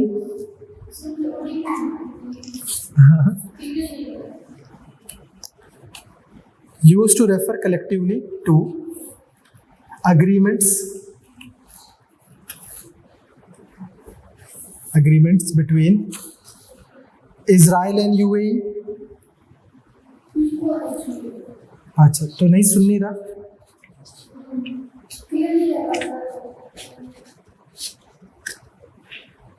हाँ जी, आपको बाकी थोड़ा सुन पा रहा है? ओके, थोड़ा धीरे बोलता हूँ मैं तो चलेगा? अगर धीरे बोलूँगा जो आप बोलो।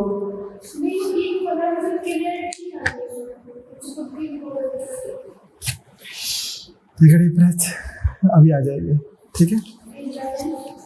यूएई। और आप एक चीज़ और भी करें ना, थोड़ा सा जब आप लिख रहे हैं ना तो सिर्फ इस चीज़ पे ध्यान न देंगे क्या बोला, थोड़ा सा अगर आप सोचेंगे क्या बोला होगा तो भी आपको थोड़ा इजी होएगा। Israel and UAE and Israel and Bahrain.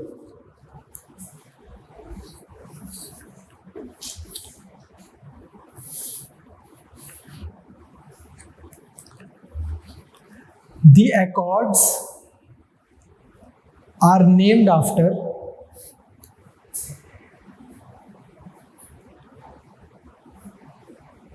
Abraham.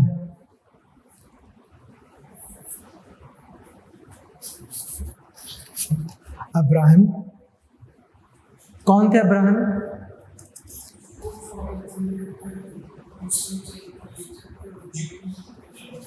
है ना, वहां से शेयर्ड ओरिजिन जो आता है ना सब, ठीक है।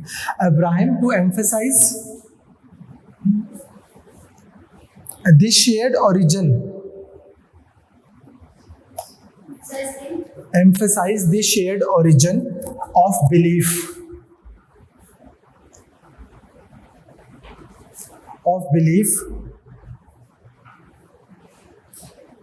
ऑनलाइन वाले बच्चे भी साथ साथ में लिखते रहे, of belief between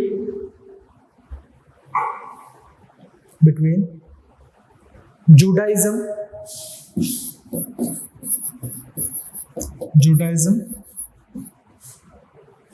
Islam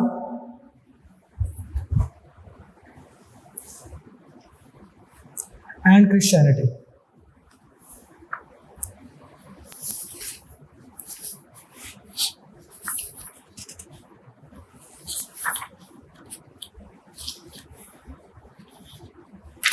basically क्या है कि इजराइल को सारे पड़ोसी देशों ने बोला हुआ था कि यार हम तो इस पर अटैक करेंगे, हम तो इसको मारेंगे।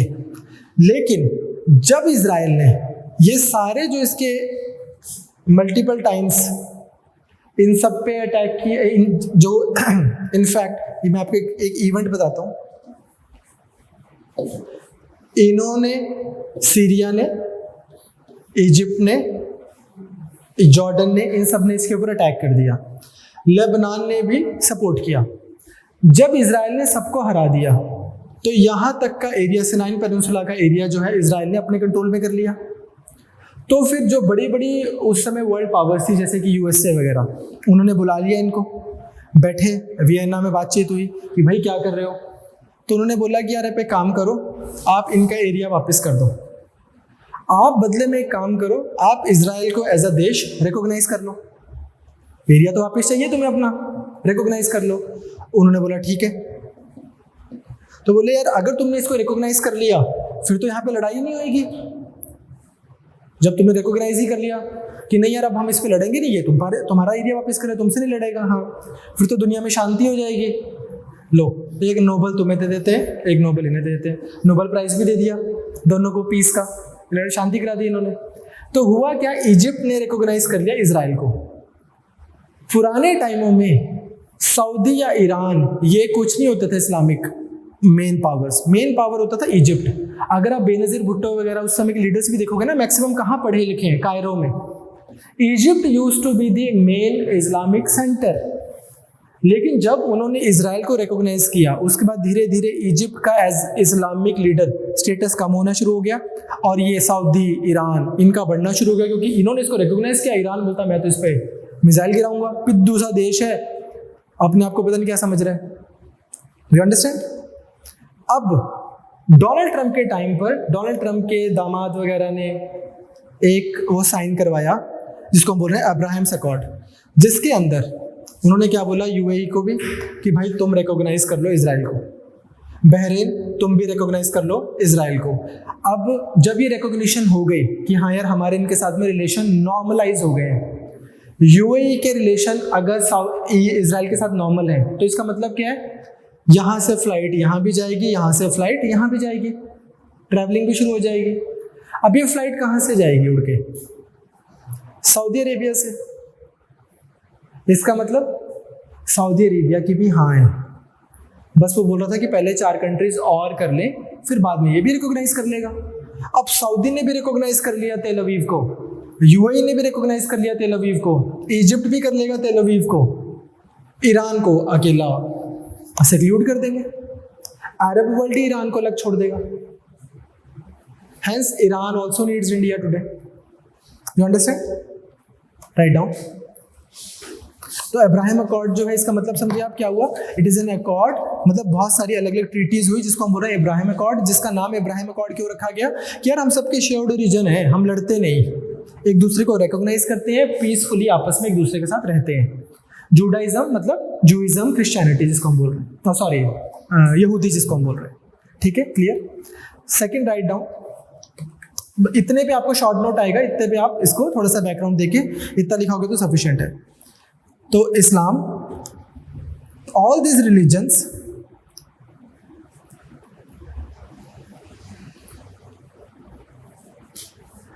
espouse, ESPOUSE, espouse monotheistic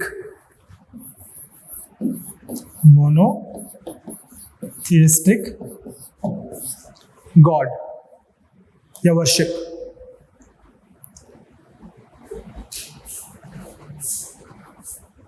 ठीक है, इधर क्या है ना, जो सब कॉन्टिनेंट के रिलीजन्स रहे, जैसे हिंदुइज्म प्राइमरीली, ये भी भगवान है, ये भी भगवान है, ये भी भगवान है, सारे भगवान है, तू भी भगवान है, मैं भी भगवान हूँ, बड़े पॉलीथिज्म में यकीन करते हैं, पेगन्स हैं।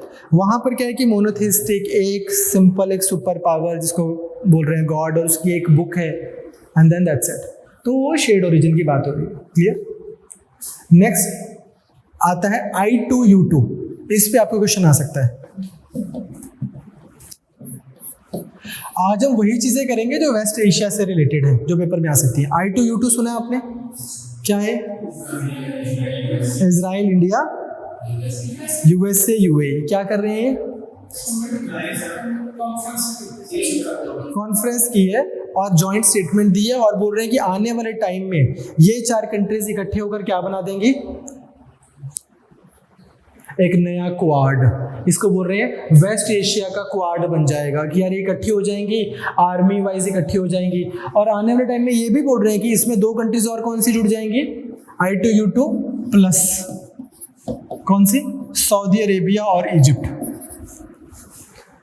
तो यूएसए का आप वो देख पा रहे हो कंट्रोल वेस्ट एशिया में कितना स्ट्रांग है, कि मुस्लिम वर्ल्ड में 2 मुस्लिम देश यहाँ, 3 यहाँ, 2 वहाँ, 5 इधर, ऐसे से कर रहा है वो। Write down. I2U2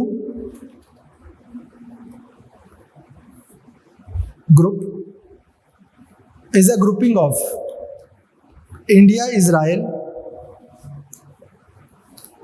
UAE and USA.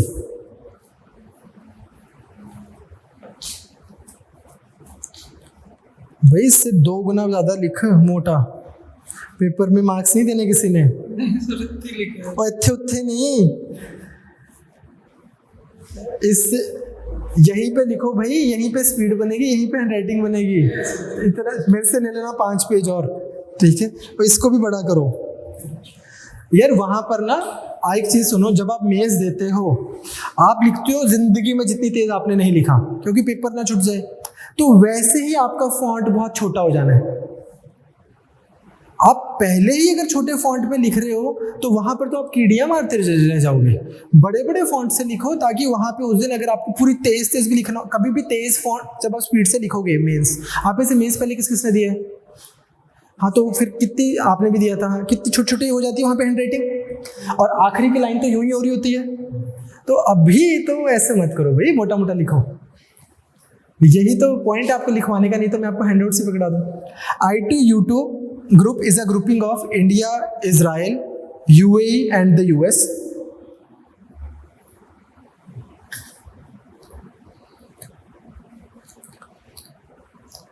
According to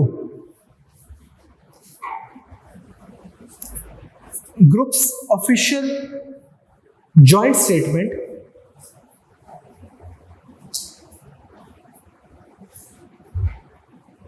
it is a grouping to cooperate on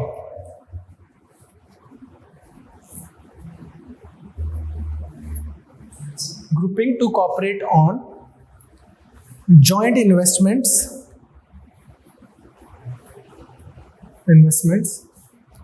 and new initiatives in water, energy,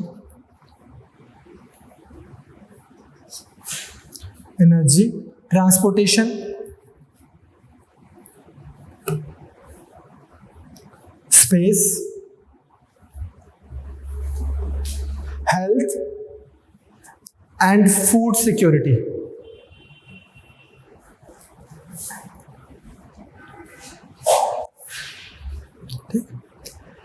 एक ना बैंक है, आपने शायद नाम सुना होगा,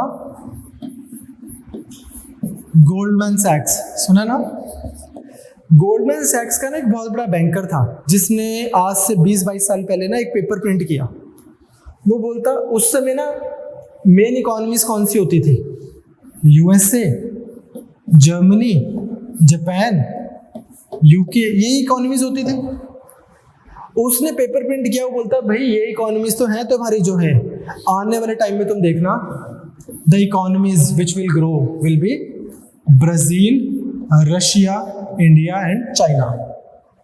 उसने ये फ्रेज कॉइन किया इस तरह से। धीरे धीरे धीरे उनको पेपर थोड़ा पब्लिश हुआ, पेपर फिर ज़्यादा लोगों ने पढ़ा, इट गेन्ड करेंसी। धीरे धीरे धीरे इन कंट्रीज को भी लगा है यार ठीक, तो फिर इन सब ने आपस में मिलना शुरू कर दिया। और वो जो एक बैंकर का आइडिया था, धीरे धीरे धीरे धीरे इसमें साउथ अफ्रीका भी आ गया। It became an organisation called BRICS as we know it today. Clear? वैसे ही ये जो I2U2 का भी आइडिया है, ये कोई आमद नहीं हुई। एक मिडल ईस्ट इंस्टीट्यूट नाम का एक इंस्टीट्यूट है, वहाँ पे एक फॉरेन पॉलिसी स्कॉलर है सुलेमानी, उसने ये आइडिया दिया इंडो अब्राहमिक अलायंस। वो इंडो अब्राहमिक अलायंस जो है वही बाद में अब आपका I2U2 बना है। पेपर में 2 वर्ड्स लिख के आएंगे, 2 लाइंस, तो 2 मार्क्स एक्स्ट्रा मिलेंगे। Right down. In the essay लिखते हैं ना, essay for Middle East institute,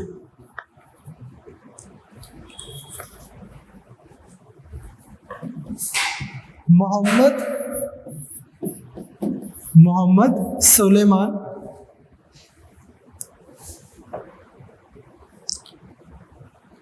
wrote a case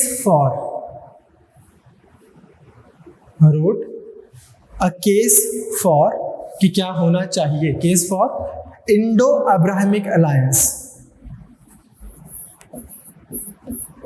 Indo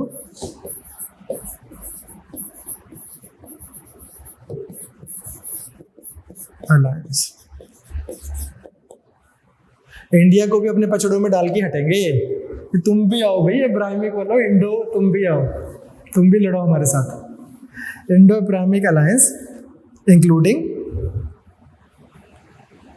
I2U2,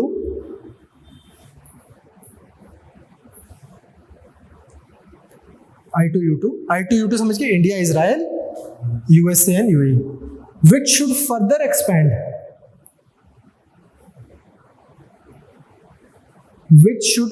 expand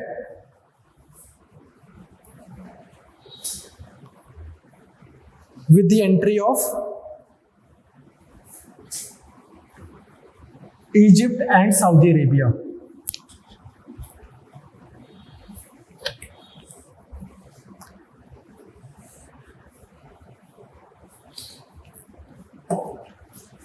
This alliance will create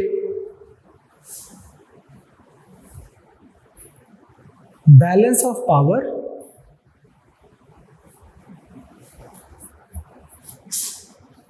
and peace in West Asia.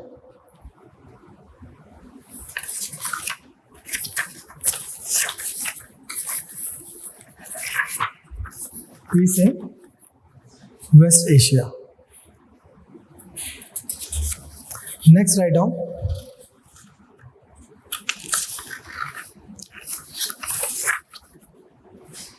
JCPOA।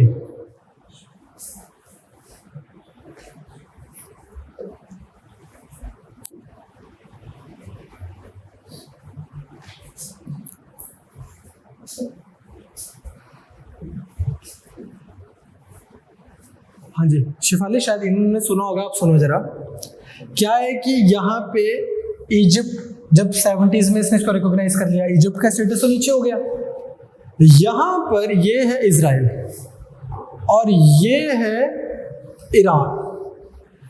वैसे तो बाकी भी जो कंट्रीज हैं यहाँ की, क्या करें अभी लाइट का, वैसे तो जो बाकी भी कंट्रीज हैं यहाँ की वो भी यही ट्राई कर रही हैं कि हम इजराइल को कंटेन करें, इजराइल ना बने। पर ईरान इसमें सबसे ज़्यादा वोकल है। इजराइल के अराउंड 2 मेन टेररिस्ट ग्रुप्स काम करते हैं, एक का नाम है हिजबुल्ला, एक का नाम है हमास।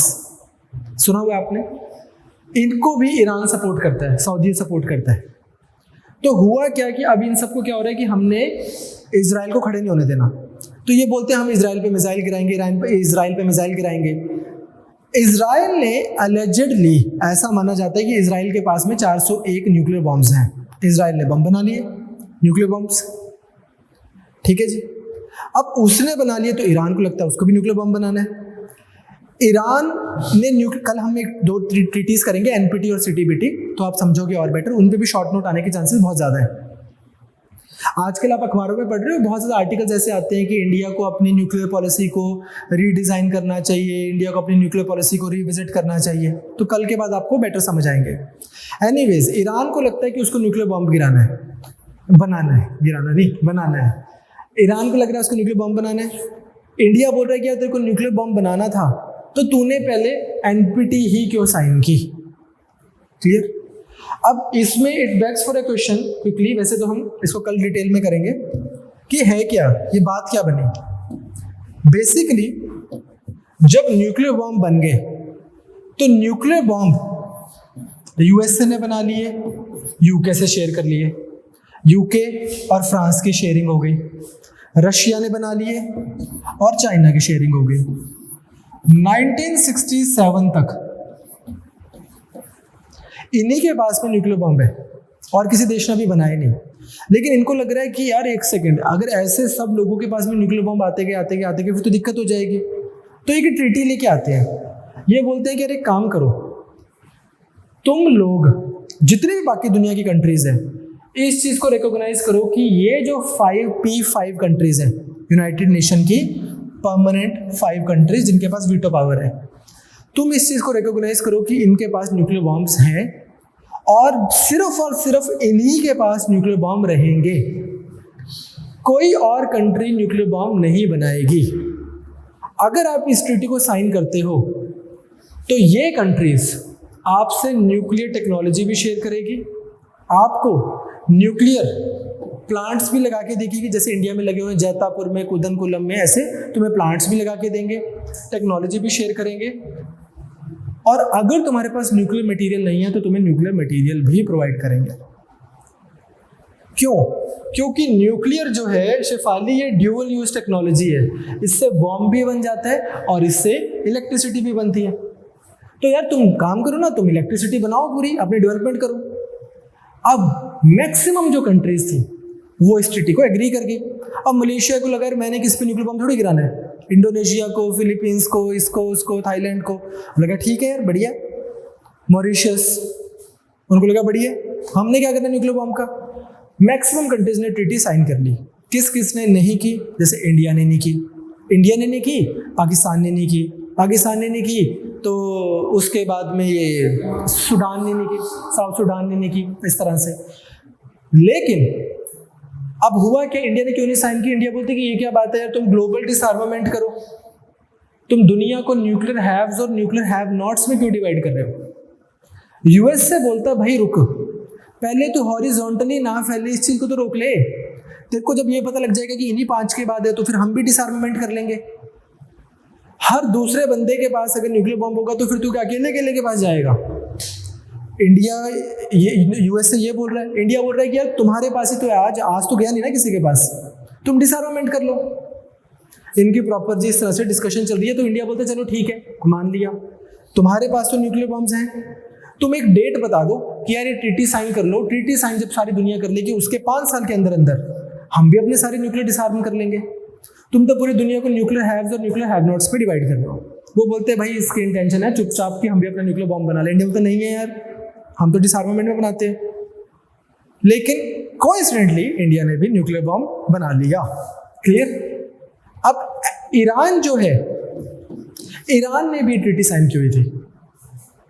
ईरान ने ट्रीटी साइन की हुई थी, ईरान के पास न्यूक्लियर प्लांट्स आ गए, ईरान के पास टेक्नोलॉजी आ गई। इस ट्रीटी के अंदर क्या होता है कि जितने भी आपके सिविलियन पर्पस के लिए, इलेक्ट्रिसिटी वाले पर्पस के लिए जो भी आपकी न्यूक्लियर साइट्स हैं, उसको IAEA एक इंटरनेशनल बॉडी है जो मैं आपको कराऊंगा इंटरनेशनल अफेयर्स में, उसके अंडर आपको रखना होता है ताकि वो चेक करते रहें कि यार तुम इससे बम तो नहीं बना रहे, तुम इसको मिसयूज तो नहीं कर रहे, जो सामान है न्यूक्लियर इसको मिसडायरेक्ट तो नहीं कर रहे, यहाँ तो नहीं भेज रहे, वहाँ तो नहीं भेज रहे, इस तरह की चीज़ें। इसकी ओवरसाइट के बियॉन्ड ईरान ने इस तरह की चीज़ें शुरू कर दी। अब वैसे ही ईरान में जो सरकार आई थी वो एंटी यूएसए आई थी, और इजराइल को लग रहा है कि न्यूक्लियर बम बनाएंगे और हमारे ऊपर गिराएंगे। इजराइल ने अपने न्यूक्लियर बम बनाने शुरू कर दिए, इसने एनपीटी से बाहर आ गया। अब क्या हुआ, जब ये बाहर आ गए पूरी दुनिया ने इन पर सैंक्शंस लगा दी, इनसे ट्रेड नहीं हो पा रहा ईरान से, ईरान के साथ में लोगों की कंट्रीज़ की आपस में इतनी ज़्यादा इंटरेक्शन नहीं हो पा रही। लेकिन फिर लगा धीरे धीरे कि यार शायद Iran, as Meenakshi was saying, कि शायद वो डिनाई भी नहीं कर रहे हैं, हो सकता है उन्होंने न्यूक्लियर बम बना ही लिया हो। तो अब इस चीज़ को सॉल्व कैसे करना है? पूरी दुनिया को हमेशा हमेशा के लिए डिवाइड थोड़ी करके रखना है कि एक यार ईरान और एक रेस्ट ऑफ वर्ल्ड। तो क्या हुआ, यूएसए P5 नेशन, मतलब P5 Nations plus Germany plus EU, इन्होंने एक ट्रीटी की बराक ओबामा के टाइम पे, किसके साथ? ईरान के साथ। ये बोलते यार देख ईरान, हमें है तेरे ऊपर शक कि तू ना न्यूक्लियर बॉम्ब बना रहा है, और वो न्यूक्लियर बॉम्ब तो बना नहीं सकता, इलीगल है। उस चक्कर में तेरे ऊपर इतनी सारी हमने लगा रखी हैं रिस्ट्रिक्शंस। तो एक काम कर, हम तुझे कुछ गाइडलाइंस प्रोवाइड कर रहे हैं, उन गाइडलाइंस को फॉलो कर। इस तरह से अपने न्यूक्लियर प्लांट्स जो हैं IAEA के अंडर ऑब्जर्वेशन में लेके आ, चीज़ों को अपना पब्लिक कर, सीक्रेट जो जहाँ जहाँ पे तेरी साइट्स है, जहाँ पे हमें शक है, उस साइट्स पे हमारी विजिट करवा, ये सारी चीज़ें कर। बदले में जो तेरे ऊपर सैंक्शंस लगी है वो हम हटाने शुरू कर देते हैं। आज क्या है, ईरान की कंपनी को मान लो कुछ बेचना है मैक्सिको को, मैक्सिको वालों ने बदले में पेमेंट करनी है डॉलर की। वो पेमेंट जब करेंगे तो स्विफ्ट कोड वगैरह वो लेगा ही नहीं, वो बोलेगा हम नहीं ईरान की पेमेंट्स कर रहे। तो बंदा क्या बोलेगा ईरान वाले को, मैक्सिको वाला, यार सॉरी भाई तेरी कंट्री में मैं पे ही नहीं कर सकता, मैं इंडिया से ले लेता हूँ, मैं वियतनाम से ले लेता हूँ। तो ईरान इंक्रीजिंगली सैंक्शंस का शिकार हो रहा है, इकोनॉमिकली उसको कंटेन कर रहा है यूएसए। तो इन्होंने क्या बोला कि यार हम एक काम करते हैं, तेरे से हमें कोई पुरानी दुश्मनी नहीं है, तो एक काम कर, तो अपना न्यूक्लियर प्लान वो प्रोग्राम डाउन कर दे, हम सैंक्शंस डाउन कर देते हैं। तो ये होगी जी इनकी डील, जिस डील को हम क्या बोल रहे हैं, क्या लिखवाया था मैंने, JC प्लान ऑफ एक्शन।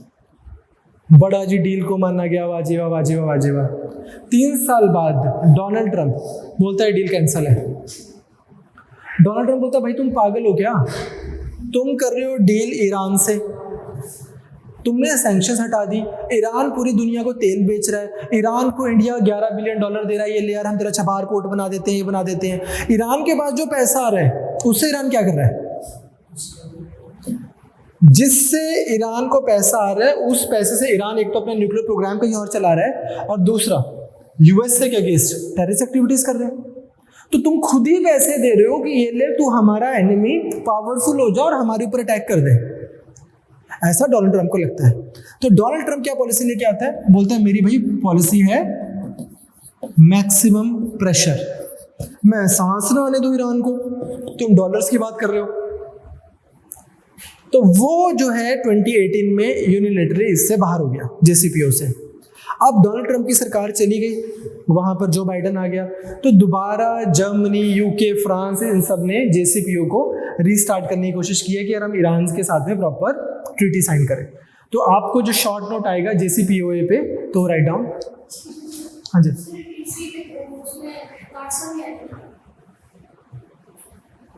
नहीं, काटसा तो एक अलग चीज है। सर वो ईरान के सेंचुरी ईरान पे भी लगता है काटसा, पर ये काटसा नहीं है। इसी के उसमें है ना वो कॉन्टेक्स्ट में कि अच्छा काटसा तो मैं जो है ना काउंटरिंग अमेरिकन एडवर्सरीज थ्रू, है ना, हाँ जी हाँ जी, वो तो अबे काटसा भी कराऊंगा आपको यूएसए में, अभी हम 3 दिन बाद यूएसए करेंगे। तो हाँ, ईरान पे भी काटसा लगता है, पर JCPOA ये एक अलग एग्रीमेंट है। काटसा एक अलग यूएसए का लॉ है। यूएसए का एक लॉ है जिसको हम बोलते हैं सेकेंडरी सैंक्शंस, ठीक है, वो अलग है। ठीक है, write down.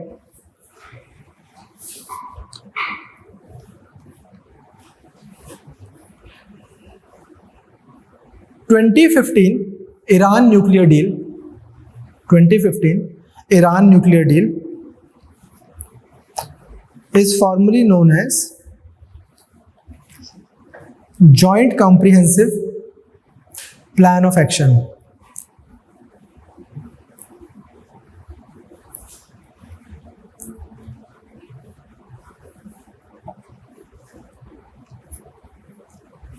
It was the result of prolonged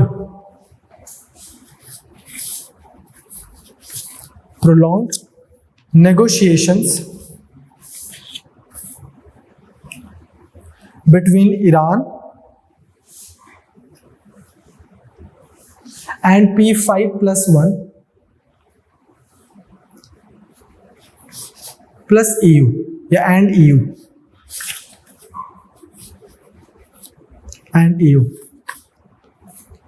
Under the deal,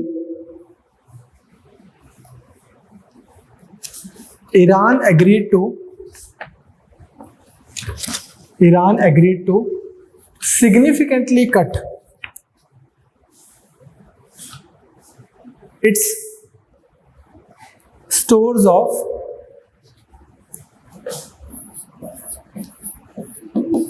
centrifuges,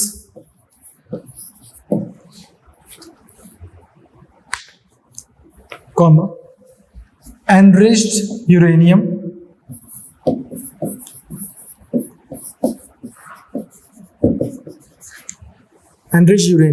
and heavy water,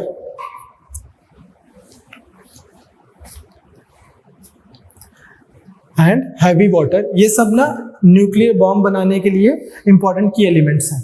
heavy water. Iran also agreed to allow IAEA, International Atomic Energy Agency,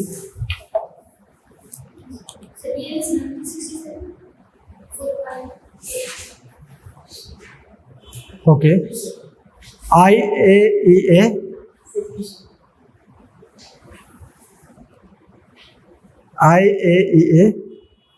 protocols. Iran also agreed to implement IAEA protocols. On the other hand, ji,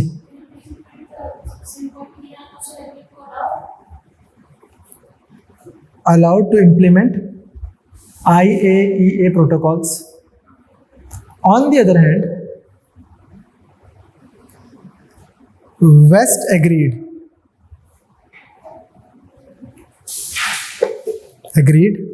to lift sanctions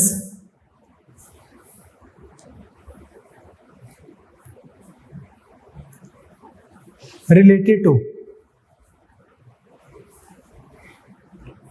Iran's nuclear proliferation,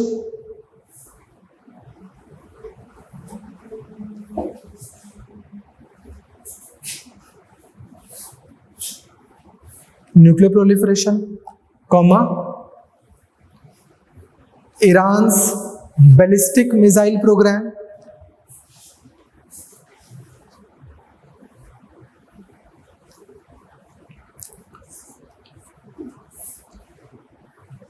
and Iran's human rights violations.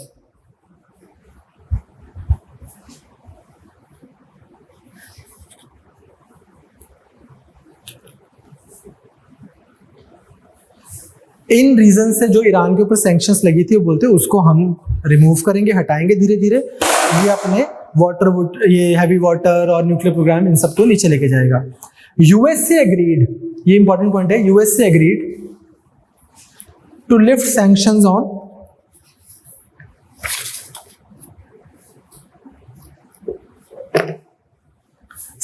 On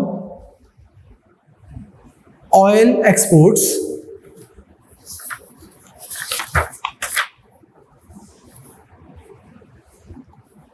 exports, but continued to restrict financial transactions.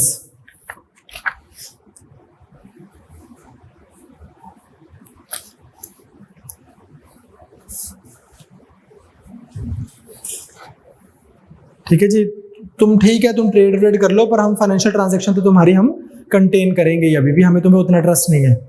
अब हुआ क्या, उसके बाद जब इन्होंने ये deal भी हुई थी तो बेंजामिन नेतन्याहू जो है वो यूएस से गया था और उसने इतना बड़ा वहां पे जाके ना लिटरली ऐसा लगा था मतलब 2000 के थप्पड़ लगा देगा कि तुम पागल हो रहे हो, तुम ईरान से डील करने जा रहे हो, ये वो करते कराते। पुरानी वर्जन की होगी, पार्लियामेंट में जाके उसकी स्पीच है, यूट्यूब पे बढ़िया, कभी देखोगे आप हैरान रह जाओगे कि यार इतने बोल्डली कैसे कोई किसी की और कंट्री के पार्लियामेंट को स्पीच दे सकता है। ठीक, उसने ऐसे करके स्पीच दी। एनीवेज डील हो गई, 3 साल बाद वो डील हो गई वापस, क्योंकि यूएसए पुल आउट कर गया। जब यूएसए पुल आउट कर गया, अच्छी भली ईरान की इकोनॉमी स्टेबलाइज हो रही थी, अब ईरान को भी लग रहा है कि यार ये अजीब लोग हैं, अजीब लोग हैं। पहले हमारा एक आर्मी का बंदा मार दिया इन्होंने, हमने कुछ नहीं बोला, फिर उसके बाद इन्होंने अब ये डील भी स्ट्राइक आउट, वो पुल आउट कर लिया। ईरान ने अपना न्यूक्लियर प्रोग्राम दोबारा ऊपर चढ़ा दिया। 97% of the stage that they had achieved before 2015 they had achieved with in 2 years। लो फिर हम फिर दोबारा बम बना लेते हैं, अगर हम बम भी बना रहे हैं तो फिर बम भी लो तुम, ऐसा वाला हो गया इनका। तो अब लिखो इसी में, इन अप्रैल 2020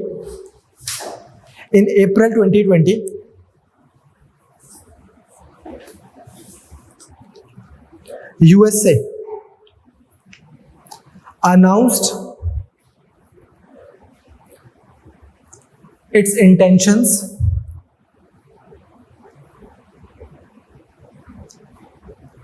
to implement sanctions once again.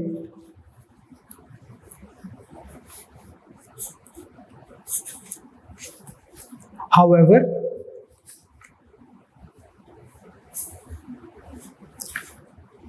other JCPOA partners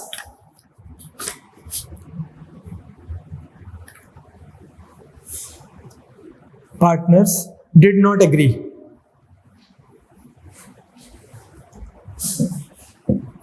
फतेह, एक चीज देखो बड़ी सही, यूएसए है, फिर यूके, फ्रांस, रशिया और चाइना, फिर जर्मनी, फिर ईयू।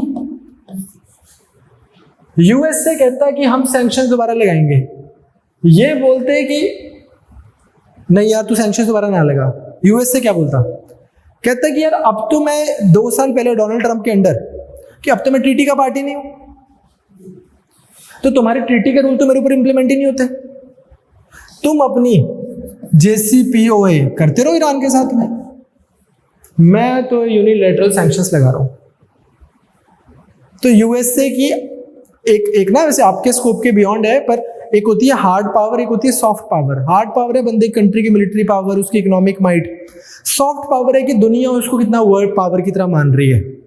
यूएसए की पिछले 15-20 साल से ऐसी हरकतों की वजह से सॉफ्ट पावर बहुत नीचे आई है। तो इतने रिस्पॉन्सिबल नेशन अगर ट्रीटीज को रिस्पेक्ट नहीं करेगा तो बाकी नेशंस फिर कैसे ही लेंगे उसको। नहीं तो 1990s तक, सन 2000 तक यूएसए का बहुत स्टेटस होता था, बहुत इसको ऐसा माना जाता था कि यार continent of democracy, continent of free will, continent of individualism, continent of internationalism and what not. पिछले 20-22 सालों में ऐसी हरकतें करके इन्होंने अपनी सॉफ्ट पावर नीचे ले आए। तो राइट डाउन, क्या लिखा हमने लास्ट में? Objected to the move. In January 2020,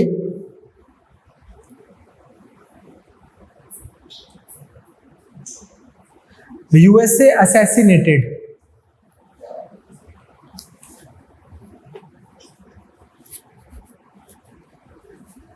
Iranian general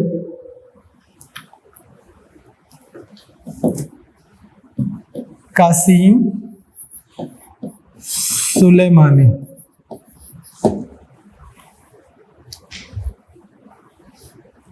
Qasim Soleimani, and Iran in retaliation announced that in retaliation बदले में announced that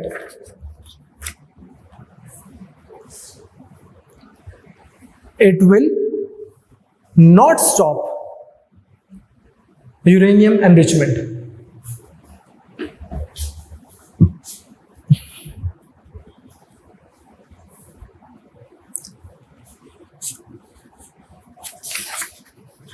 ठीक.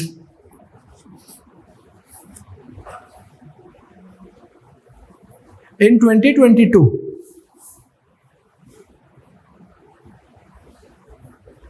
the countries are once again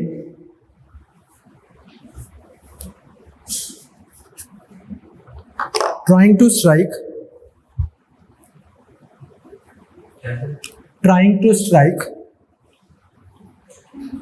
STRIKE.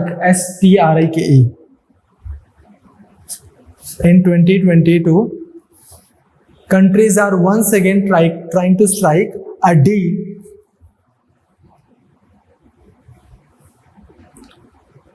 to restart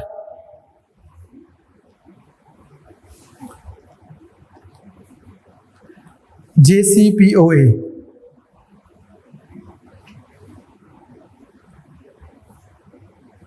ठीक है. सो अभी क्या है कि यूरोपियन यूनियन जो है उसने एक बहुत प्लान बना के दिया है. अगर आप आजकल अखबार पढ़ रहे हो तो ईरान बोल रहा है कि हम जो है यूरोपियन यूनियन का जो नया प्लान है उसका रिप्लाई डाल रहे हैं. एक उन्होंने इनफॉर्मल टॉक्स उनकी चल रही हैं. Hopefully by the end of this year कोई ना कोई दोबारा डील आपको शायद मिल सकती है इन सब में. Last right down Chabahar.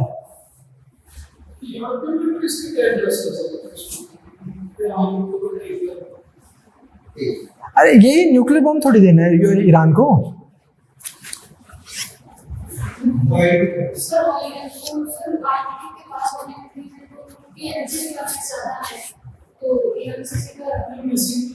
नहीं फिर एक सेकंड क्या हो गया?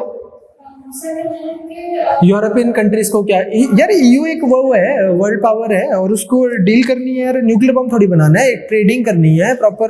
मतलब वर्ल्ड हैज टू, हाँ बोलो, वर्ल्ड ऑर्डर है. यूएसए के जैसे जियो स्ट्रेटेजिक पॉइंट भी है, वो तो इजराइल का भी कारण है थोड़ा सा, उसके कारण भी करना जाता है.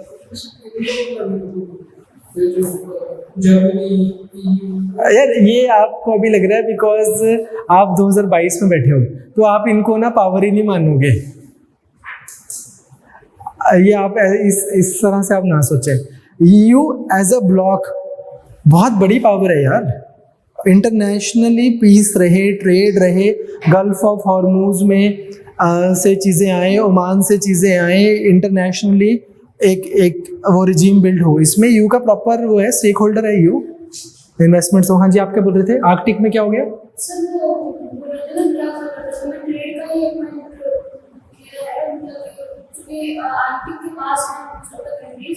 तो जैसे रशिया के साथ टैक्स करना चाहते हैं, वहाँ से उनको गैस सप्लाई होती है, तो ईरान से वो शायद इसीलिए ऑयल का प्रॉपर ट्रेड चाहते हैं कि ईरान से हम ऑयल ले लेंगे.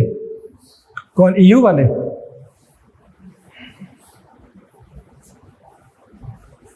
ओके.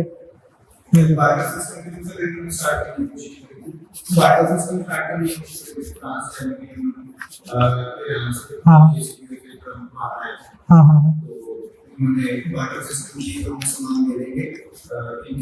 इंटेक्स बोलते हैं उसको, INTEX. हाँ बिल्कुल ठीक है, बिल्कुल ठीक है. या इधर एनर्जी रिक्वायरमेंट्स की जरूरत तो है ही नहीं। और ये भी यार, अगर आज ईरान अपना पॉलिटिकल रिजीम चेंज करता है तो ईरान बहुत बड़ी मार्केट है। ईरान बहुत बड़ी पावर रहा है, आज भी बहुत बड़ी पावर है, बहुत बड़ी मार्केट है गुड्स की, यूरोपियन गुड्स की बहुत बड़ी मार्केट है ईरान। यूरोपियन सर्विसेज की बहुत बड़ी मार्केट है ईरान। यूरोप को बहुत कुछ सप्लाई कर सकता है ईरान, सेंटर है। सऊदी को वो कर सकता है। हाँ, good. Last right down Chabahar port, इस पे भी आपको शॉर्ट नोट आ सकता है। अब पेपर में ना आता तो सभी को होता है, ये इतनी कोई डिफिकल्ट चीज़ नहीं होगी, पर मुझे लगता है अगर 4 की पॉइंट्स में आपको शायद वो बता दूं जो आपको एकदम रटे हुए हों, पेपर में जल्दी से लिखाओगे तो बेटर रहेगा। हाँ जी, इसका आप प्लीज़ मैप भी बना के आना पेपर में अगर चाबहार पोर्ट आता है। वैसे तो ट्राई करना, आपको क्वेश्चन तो आने ही आने हैं। देखो पेपर बी में उन्होंने 2 जगह मेंशन किया हुआ है, India and the world and Indian affairs and institutions, international affairs and institutions. तो आना तो है ही क्वेश्चन आपको दबा के। मैप्स बना के आना, इसमें लिख चाहे 2 वर्ड कम आना, जितना ज़्यादा मैप बनाए उतने ज़्यादा आपको मार्क्स आने के चांसेस हैं। Write down Chabahar port, it is a sea port in southeast Iran. It is a seaport in southeast Iran in the Gulf of Oman.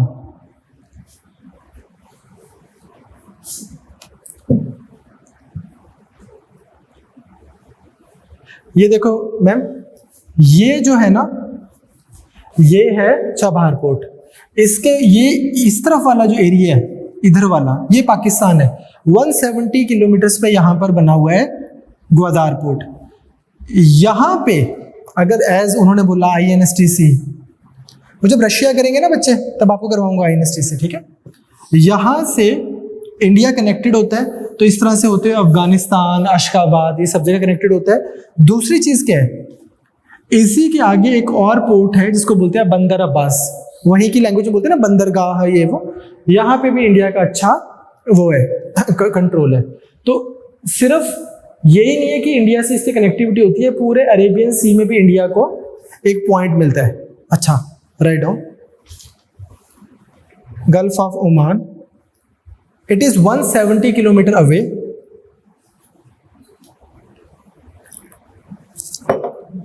From Pakistani port of Gwadar.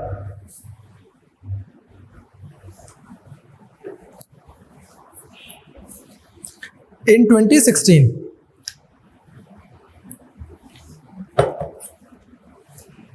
in 2016 में मोदी जी गए थे ईरान, विजिट करके आए थे।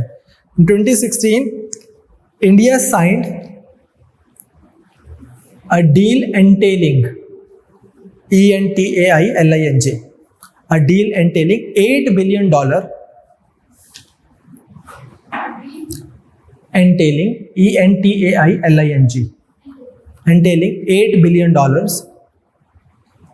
in Chabahar Port and Chabahar SCZ.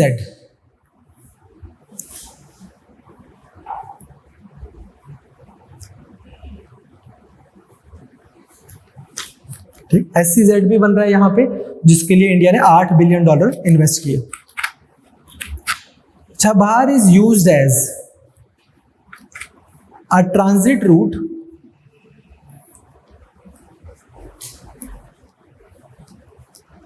to Africa, transit route to Afghanistan, I beg your pardon, Afghanistan and Central Asia.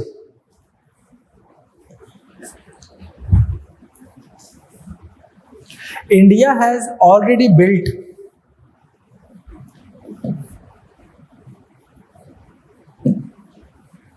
already built 240 kilometer long road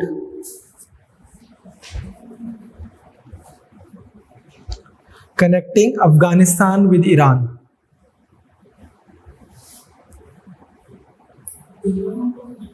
हाँ, जारंज दिलाराम, ठीक, वो करेंगे अफगानिस्तान में ना, तो मेंशन कर दूंगा, बिल्कुल ठीक है, दिलाराम जारंज वाला जो area. India intends to connect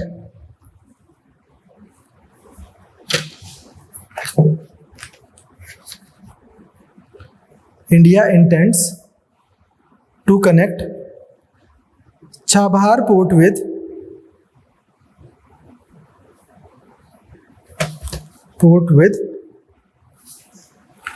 Hajiganj, Hajigak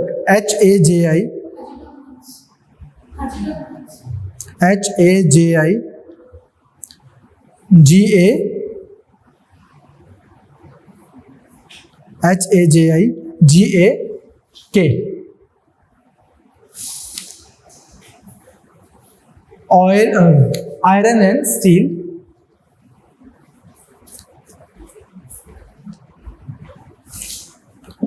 HAJIGAJ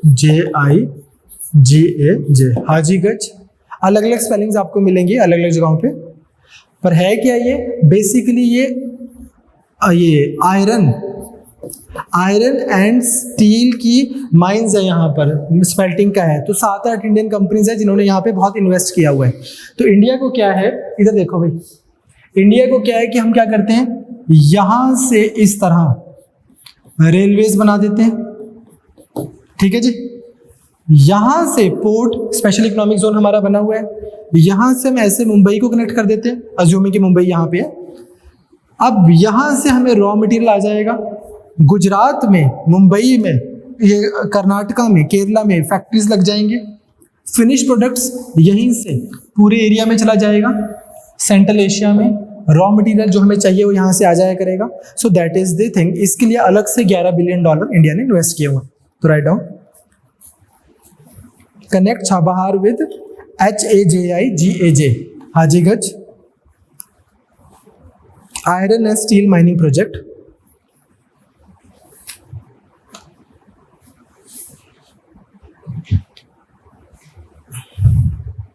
ठीक, ब्रैकेट में लिख लेना $11 billion.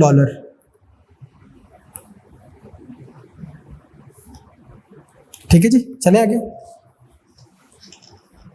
Development of port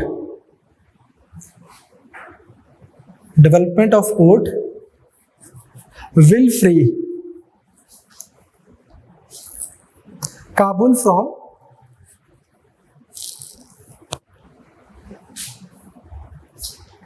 Pakistan to reach out the outer world.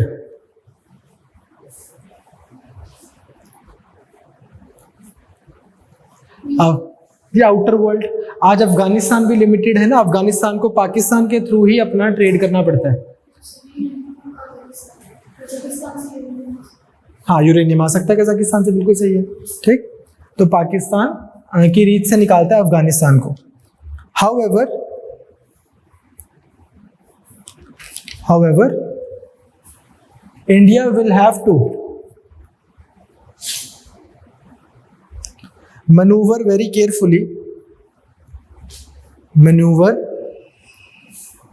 carefully to keep the Chabahar port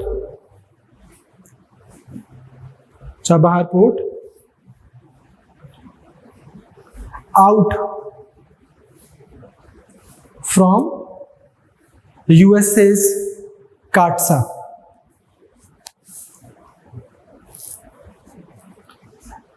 इसके लिए यहां पे अगर आपको कभी कॉन्सेप्चुअल क्वेश्चन आ जाए तो यार यहां पे आप एक चीज रख सकते हो पेपर में, मैं आपको एक वे फॉरवर्ड दे रहा हूं।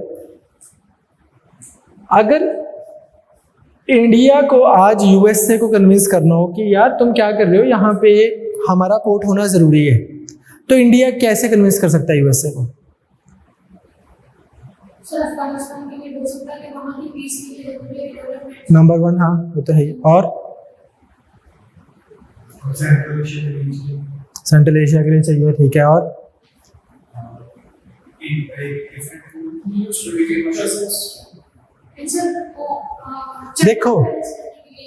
देखो क्या है कि आज हमें क्या चाहिए यार, आप किसी को अगर कभी किसी चीज के लिए कन्विंस करोगे ना कि हमें इस चीज के लिए चाहिए, उस चीज के लिए चाहिए, वो बोलेगा नहीं यार नहीं। अगर आप उसको ये कन्विंस कर दो कि तुझे किस चीज के लिए चाहिए, अगर इंडिया बोलता है कि यार देख पोर्ट तो है यहाँ पर, बन तो रही है, ले हम चले जाते हैं। क्या तुम आज जो तुम्हारे रिलेशन है, तुम चाइना को रोक लोगे? अगर ईरान कल को चाइना को बुला लेता है यहाँ पे, और ये जो है BRI इनिशिएटिव जो उनका है, one belt one road initiative, उसकी एक साइट बन जाती है, तो क्या तुम रोक लोगे? Would you rather have this or you would have friendly nation like India running a show here? You understand? तो आप चाइनीज एंगल के थ्रू वे फॉरवर्ड दे सकते हो कि यार ये जैसे ना एक ORF एक इंस्टीट्यूशन है, ऑर्गेनाइजेशन ऑफ रीजनल ऐसे करके फोरम है जो रायसीना डायलॉग करवाता है। ORF के जो पहले वो थे चेयरपर्सन थे हर्ष पंत, उनकी बुक्स में इसके ऊपर काफ़ी लिखा हुआ है, तो मुझे अच्छा लगा था व्यू पॉइंट कि इंडिया को इस चीज़ को असर्ट करना चाहिए कि यार इंडिया का ग्वादार इधर चाबहार में होना USA के लिए अच्छी चीज़ है, रेदर देन कि एक एम्प्टी स्पेस छोड़ देना ताकि कल को चाइना के फील कर दें। हाँ जी, कोई डाउट? ठीक, चलो कल स्टार्ट करते हैं बाकी।